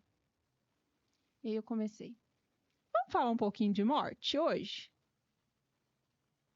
Ele já olhou para mim meio diferente. Ele falou, mas como assim? Ué, o senhor não está falando que quer morrer há 20 anos? Como que o senhor imagina que vai ser a morte? Como que vai ser sua morte? O senhor vai morrer de quê? Uai, não sei não. Aí ele já arrumou o assunto. Mas eu acho que o senhor deveria começar a pensar, então. O senhor está falando tanto que quer morrer, de que o senhor vai morrer? Uai, talvez eu deva morrer de coração. Ah, é mesmo? E se o senhor morrer, o que o senhor pensa sobre a morte? Tem vida depois da morte? Morreu, acabou? Ah, eu acho que tem essa questão de céu. Sabe que as pessoas, tem gente que vai para o céu, tem gente que vai para o inferno. E o senhor vai ficar onde? Ah, eu acho que eu não vou para o céu, não. E aí eu comecei a contextualizar com ele esse processo do morrer. Se iria gente no velório dele ou não. Como que seria? Não durou 3 semanas. Esse homem já começou a falar assim, vamos dar uma volta lá fora. Aí ele tinha uma cadeira de rodas. Eu ia conversar com ele sobre a morte do lado de fora do asilo. E ali a gente ia tecendo conversas, a gente ia conversando, e as pessoas ficaram admiradas de ver o seu fulano, que há 20 anos não saía do seu quartinho, voltando a socializar, porque ele foi ouvido. Ouvido no seu processo de morrer, porque ninguém quer falar de morte, nós não estamos preparados para falar sobre isso. E tem gente que precisa falar desse processo do morrer. Eu me lembro de mim o dia que eu achei chiquíssimo, que eu chamei o plano funerário lá em casa, que eles me propuseram um plano, e alguém me ouviu sobre os meus desejos pós-morte. Porque se eu falar isso com a minha família, eles me matam antes de eu morrer. Minha mãe, se eu falar com ela de morte, ela acha um absurdo. Aí o pessoal do plano funerário chegou e eu lá falei assim, gente, olha só, como que eu quero o meu velório? E eles lá anotando e eu achando aquilo o máximo. Falei, gente, eu quero ser cremada. É, Fábio, por que você quer ser cremada? Ah, porque vai que eu acordo. Fábio, se eu falar isso na minha família, só assim, mas se morreu, acabou. Não, mas na minha cabeça eu posso acordar debaixo da terra. O pessoal da funerária super entendeu. Eles queriam vender, ué. Era mais caro o negócio e tal. Eu fiquei tão aliviada de poder falar da minha morte com eles lá. Então, assim, tem hora que a gente fica poupando o que é certo e o que é errado de falar. Então, quando a gente entende a realidade do outro, a pessoa se sente acolhida, tudo muda. Então, esse foi outro caso que, assim, ficou internalizado.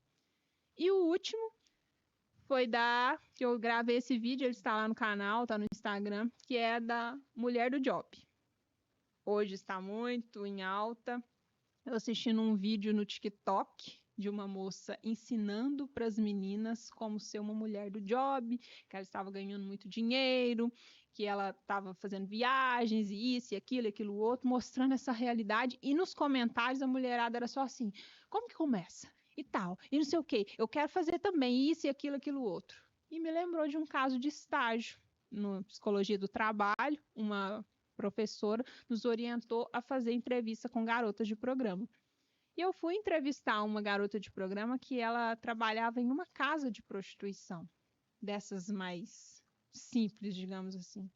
E essa mulher contava do sofrimento delas, da realidade do dia 5, quinto dia útil. E aí eu fiquei pensando, mas como assim? Ela falou assim, que nesse dia aparece todo tipo de público. E o pânico que elas tinham eram dos coletores de lixo. Por quê? Eles trabalhavam o dia inteiro na correria, no sol, na chuva, chegava lá suado, às vezes com aquele mau cheiro, e elas não podiam recusar. E ali eu pude ver os dois extremos, porque hoje as pessoas falam muito dessas mulheres do job, mas um público elitizado. As mulheres que saem com os executivos, com os velhos da lancha, mas esquece dessa outra realidade aqui, que é a prostituição barata, que não tem valor nenhum, que é você se submeter a qualquer tipo de coisa que aparecer. Então, quando eu atendi essa mulher, eu falei assim, gente, caiu por terra aquela teoria do ganhar dinheiro fácil. Que fácil! Você ter relação sexual com uma pessoa que você ama já não é uma tarefa fácil. Eu vejo isso no consultório, as mulheres falando assim, eu amo esse marido, mas tem dia que eu quero jogar ele pela janela. Eu tenho mulheres ali que falam assim, dá vontade, tem dia de pôr veneno no café dele, porque ele me mata de raiva. E não fica com o cara. Imagina você transar com alguém nesse tipo de condição ainda pelo dinheiro. Tem situações, ela contava que ela terminava às vezes um atendimento, que ela ia tomar banho, que ela ficava se esfregando, como se aquilo fosse melhorar a situação e não ia mudar, né? E tudo está na infância, Fabiola? Na maioria das vezes, igual no caso desse de prostituição, por exemplo, às vezes a mulher acha que ela tem que ser refém disso, às vezes já foi até abusada de infância, acostumou com isso e vê como única possibilidade. Tem casos que às vezes a mãe incentiva a própria prostituição dessa filha, às vezes tem uma filha muito bonita, tem um caso de estágio assim também, não era um caso meu, era de uma professora, ela contava que pegou uma menina, que o caso dessa menina, ela estava sendo abusada pelo pai há muitos anos e a mãe sabia. Então foram questionar a mãe, mas como assim? Você sabia que ela era abusada e não falava nada? Ela falou assim, mas é porque minhas latas estavam sempre cheias. E o prazer dele, ele goza muito rápido. É uma fala muito pesada. Então, assim, para a mãe era a ideia assim, ele vai fazer isso tão rapidinho, ela nem vai sentir tanto assim, mas ele mantém a casa. Tudo é crença, tudo é criação, é pensamento. Então, às vezes, a menina cresce com esse pensamento, ela pode ir para um extremo. Tem gente que fala assim, mas eu não tive pai, eu quis fazer exatamente o contrário do que meu pai fez. Tá, mas foi o seu caso. Tem 1 milhão de casos que é o contrário disso. E quando a gente trabalha com ciência, a gente não pega um caso isolado. A gente pega uma estatística de uma realidade maior para ver, e é o que a gente tem visto. A maioria dos problemas vem da infância. Chocante. É chocante, é muito grave, né? A gente ouvir, né? E o psicólogo, ele só vai até certo ponto, né? É como se vocês vissem, nossa, estou vendo isso, mas eu não tenho poder de agir sobre. É uma terrível. carga pesada para vocês. Terrível. E principalmente, fora isso, que tudo que você escuta dentro de um consultório é pesado, mas o mais difícil também é você receber o cliente que fala, eu vou tirar minha vida. E você não pode fazer nada por ele. Por mais que você entre em contato com um familiar, que é a única coisa que dá quebra de sigilo de sessão. Você não pode compartilhar o que acontece numa sessão com um familiar. Certo. Mas se o seu cliente está correndo risco de morte, você entra em contato com um familiar, alguém próximo, mas mesmo assim não é garantia. Que às vezes ele fala assim, eu só vim aqui hoje para me despedir. Já teve algum caso assim? Teve casos, inclusive, da pessoa chegar a fazer. Mesmo. Então, assim, são muitas histórias. Muitas histórias. Por isso que se a terapia do psicólogo não estiver em dia, ele surta. Porque é tanta coisa que, assim... Eu fico vendo muito pessoal hoje falando sobre relacionamento nas redes sociais, assim. Relacionamento não tem isso de ter sigilo de telefone um com o outro. Tem que ter a senha do telefone. Eu falei assim, namorado, marido meu, nunca vai ter senha de telefone meu. Isso aí já é combinado no dia que eu conheço o cara.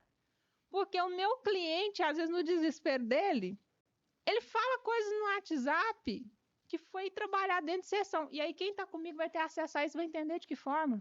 Fabiola, eu tô aqui agora, em cima da ponte, tá? Tô pensando em pular e tal, não sei o que, não sei o que. Não existe isso, gente. É uma realidade totalmente diferente. Pode ser que no seu relacionamento você vai compartilhar telefone, senha e tudo, mas do psicólogo. É cada coisa que as pessoas confidenciam e manda print, às vezes, de mensagem. É o adequado fazer isso? Não, mas às vezes na hora do desespero, é a primeira pessoa que ele lembra.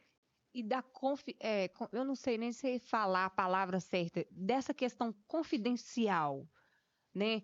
Porque, vou falar, que já teve casos na cidade de pessoas que estavam fazendo consultas e saiu algum comentário que a pessoa estava contando acontecimentos da consulta para outras pessoas. Nossa Deus. Dentro de família.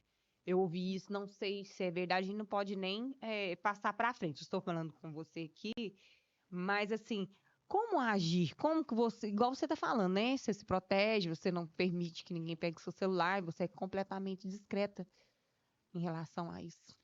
E tem gente que tem medo, por exemplo. Ah, vou pra consulta, ela vai falar da minha vida pros outros. Gente, eu ouço isso direto.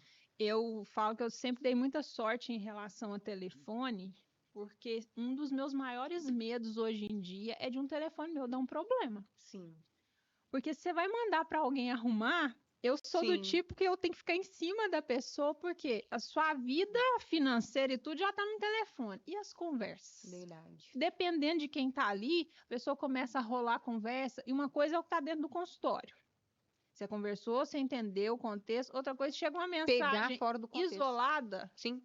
e a pessoa fala assim, mas o que é isso aqui? Ela não entendeu o contexto do que foi falado aqui, então vira aquela confusão. Então, quando tem essa quebra de sigilo, isso inclusive dá cassação de diploma do profissional. Entendi. Se o cliente quiser entrar com um processo, ele consegue muitas vezes impedir que aquele profissional continue atuando. Interessante. Aí o conselho de psicologia vai tomar as providências dele, se vai ser uma suspensão, se vai ser uma cassação. É, porque é algo grave, né? Gravíssimo. Muito grave. E as pessoas estão ali num momento de sensibilidade, né? E ainda ter aquilo exposto. E tem mais, não só isso, tem também casos, você está falando isso só de uma confidencialidade, mas existem também profissionais que têm casos com clientes. Uau, gente. E nós somos, Uau, olha. nós somos treinados desde a faculdade para uma coisa que eu vejo que muitos profissionais não têm essa ética, que é o seguinte: imagina um homem, vou dar um exemplo que vai ficar mais fácil vocês entenderem. Às vezes aquele homem, ele tá muito carente, não tem ninguém que escuta ele, é um homem que está totalmente à mercê da sociedade, ele chega em alguém que está ali totalmente disponível para ouvir. Você quer algo que admira mais que alguém que te ouça? Alguém que vai te ouvir. Então, é normal, num primeiro momento, às vezes a pessoa ficar encantada, admirada com você. Só que quem tem que ter essa postura de saber o posicionamento é o profissional, e não você se envolver na história e tirar proveito disso, assim, agora que eu vi a minha possibilidade para a gente ter um caso. Mas não é todo mundo que sabe fazer isso. Então tem casos aí que tem inclusive casos de pessoas que se casaram. Gente, Casaram nesse tipo de contexto. Não estou aqui para julgar, mas estou assim salientando para as pessoas que a gente tem que tomar esses cuidados, porque pode ser também que, vamos imaginar que essa pessoa casa, não estou falando que é uma regra, mas o cliente, o paciente, ele casou com alguém que ele admirou na sessão. Talvez não necessariamente era um amor. Isso passa. Paixão é passageira. Pessoa que estava ali num momento de vulnerabilidade. E lá na frente? Como que vai ser isso? é uma projeção, né? Porque nós não conseguimos ver os nossos próprios olhos. Nós nos vemos através do outro. Exato. E aquilo que despertou paixão, nossa, como que ele tem poder de curar? Eu também tenho, mas aí a pessoa fala, nossa, é ele, né? Exato. Mas não podemos julgar. Nós não estamos aqui como juízes da vida alheia, nós estamos só analisando, né? Fabíola, hoje você se encontra, eu falei, gente, mas a Dali se encontra em todas as redes sociais.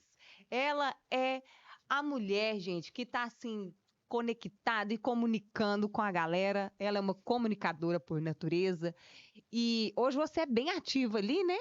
E você tem algum plano, projeto para o futuro? Porque hoje você é muito presente nas redes. E tem algum projeto para além disso? É interessante pensar sobre isso, porque como eu sou uma pessoa muito ativa, lembra que eu disse sobre o ócio? Sim. O ócio, ele não é importante para a gente criar? Eu fico o dia inteiro tão envolvida com tantas tarefas que às vezes me falta tempo para planejar especificamente assim, ó, Fabíola, esse aqui vai ser seu caminho, essa aqui vai ser sua linha. Não, hoje eu tô naquele momento assim, eu vivo hoje. Hoje eu quero gravar meus vídeos, eu quero isso, eu quero. Aí eu tô lá super empolgado, gravo 1 milhão de vídeos. Aí amanhã eu já quero fazer uma palestra lá não sei aonde. No ano passado mesmo, eu fui fazer uma palestra lá no estado do Pará para mulheres. Fui, fiquei lá uns 3 dias e achei aquilo maravilhoso. Aí quando eu chego, eu já tô com outro projeto em mente. Então, assim, minha cabeça não para. Hoje, se eu pudesse escolher, falar assim, o que você quer? Eu gostaria de atuar menos na clínica, porque a clínica ela te esgota muito. Imagina. E eu gosto muito de falar para o público grande. Gosto muito de falar com pessoas. E a clínica, por mais que ela seja apaixonante, ela te restringe ali a uma pessoa, aquele cliente. Então, eu tenho vontade de estar menos no consultório e mais para a câmera, para o público, nas palestras, porque como eu lembro lá daquela menina, lembra quando você perguntou assim, tudo vem da infância? Ela queria ser o quê? Professora. Ela queria falar para todo mundo.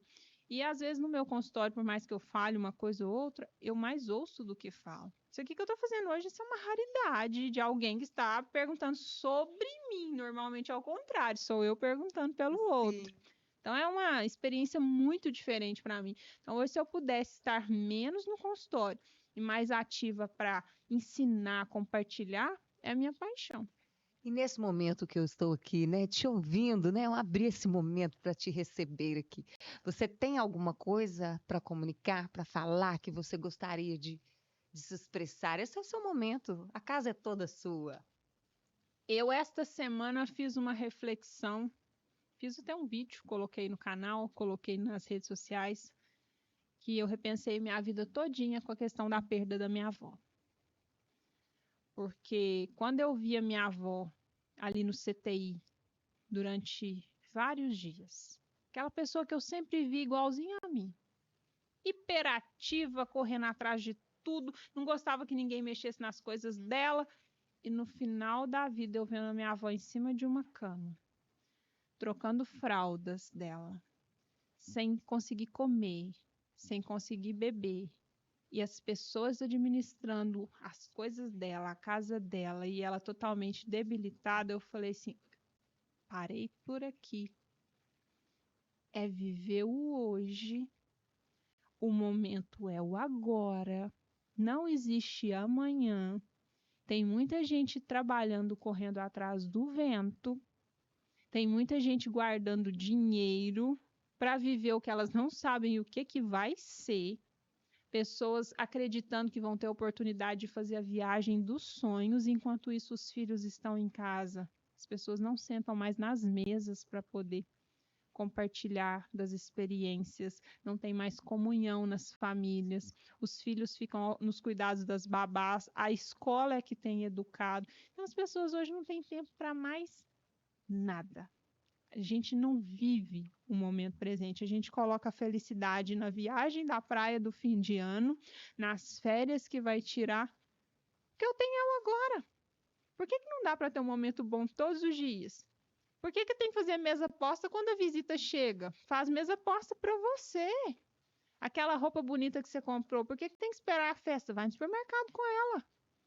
Ah, mas é porque e se? E se? Vai lá e veste de novo, ué. Roupa você lavou, secou, tá nova. É um tal de quando chegar o momento é agora. É aqui, vive intensamente, dê o seu melhor, porque aí você vai dando doses de dopamina pro seu cérebro todos os dias. E isso vai acalentando o nosso coração, entendeu? Prazer te receber aqui. Gente, eu amei nosso papo. Prazer é todo meu. É muito assunto, gente. A gente tem que ficar aqui muitas horas batendo esse papo aqui, falando e comunicando. A gente precisa que você volte aqui mais vezes.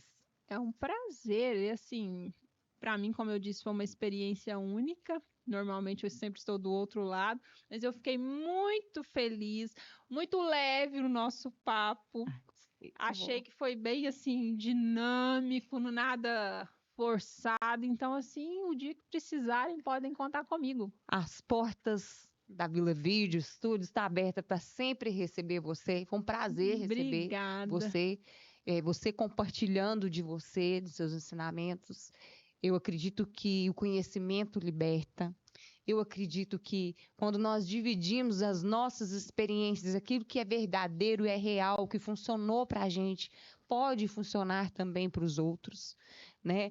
Que o ser humano que importa, gente. Em tempos de IA, o que nos resta? Ser humanos, né? E eu vejo muito isso que Hoje se quer muita perfeição, se quer muitas coisas, mas as pessoas estão deixando de ser humanas, de sentirem, de estarem nos seus estados de presença, de sentirem ódio, raiva, amor, coisas que se dizem não tão boas. Isso faz parte de ser humano, né? Então é sempre bom receber aqui você para falar sobre isso e explicar essas coisas, porque às vezes as pessoas não entendem isso. Que, gente, tá aqui, encarnou, é viver. É cada dia uma experiência diferente. A perfeição não existe nesse estado de humanidade. Enquanto nós estamos aqui encarnados, nós temos que ser humanos. E ser humano é feito de alegrias, tristezas, felicidade, de horror, de tragédia e também de coisas muito boas, de amar, de ser amado, né? Essa é a minha visão de mundo, né? Vamos ser humanos, né? É isso que eu tenho também para dizer, deixar aqui para vocês como mensagem, gente. Vamos ser humanos. E foi um prazer estar aqui. O que precisarem de mim, podem contar. Essa casa é sua, a porta está aberta para você vir e bater o seu papo com a gente, dividir todo o seu conhecimento, que nós precisamos é disso, né? E a vocês que nos acompanharam até aqui, deixem o seu like, o seu comentário e nos acompanhem em todas as redes sociais, porque nós estamos em todas elas. E obrigada pela atenção, um abraço muito apertado.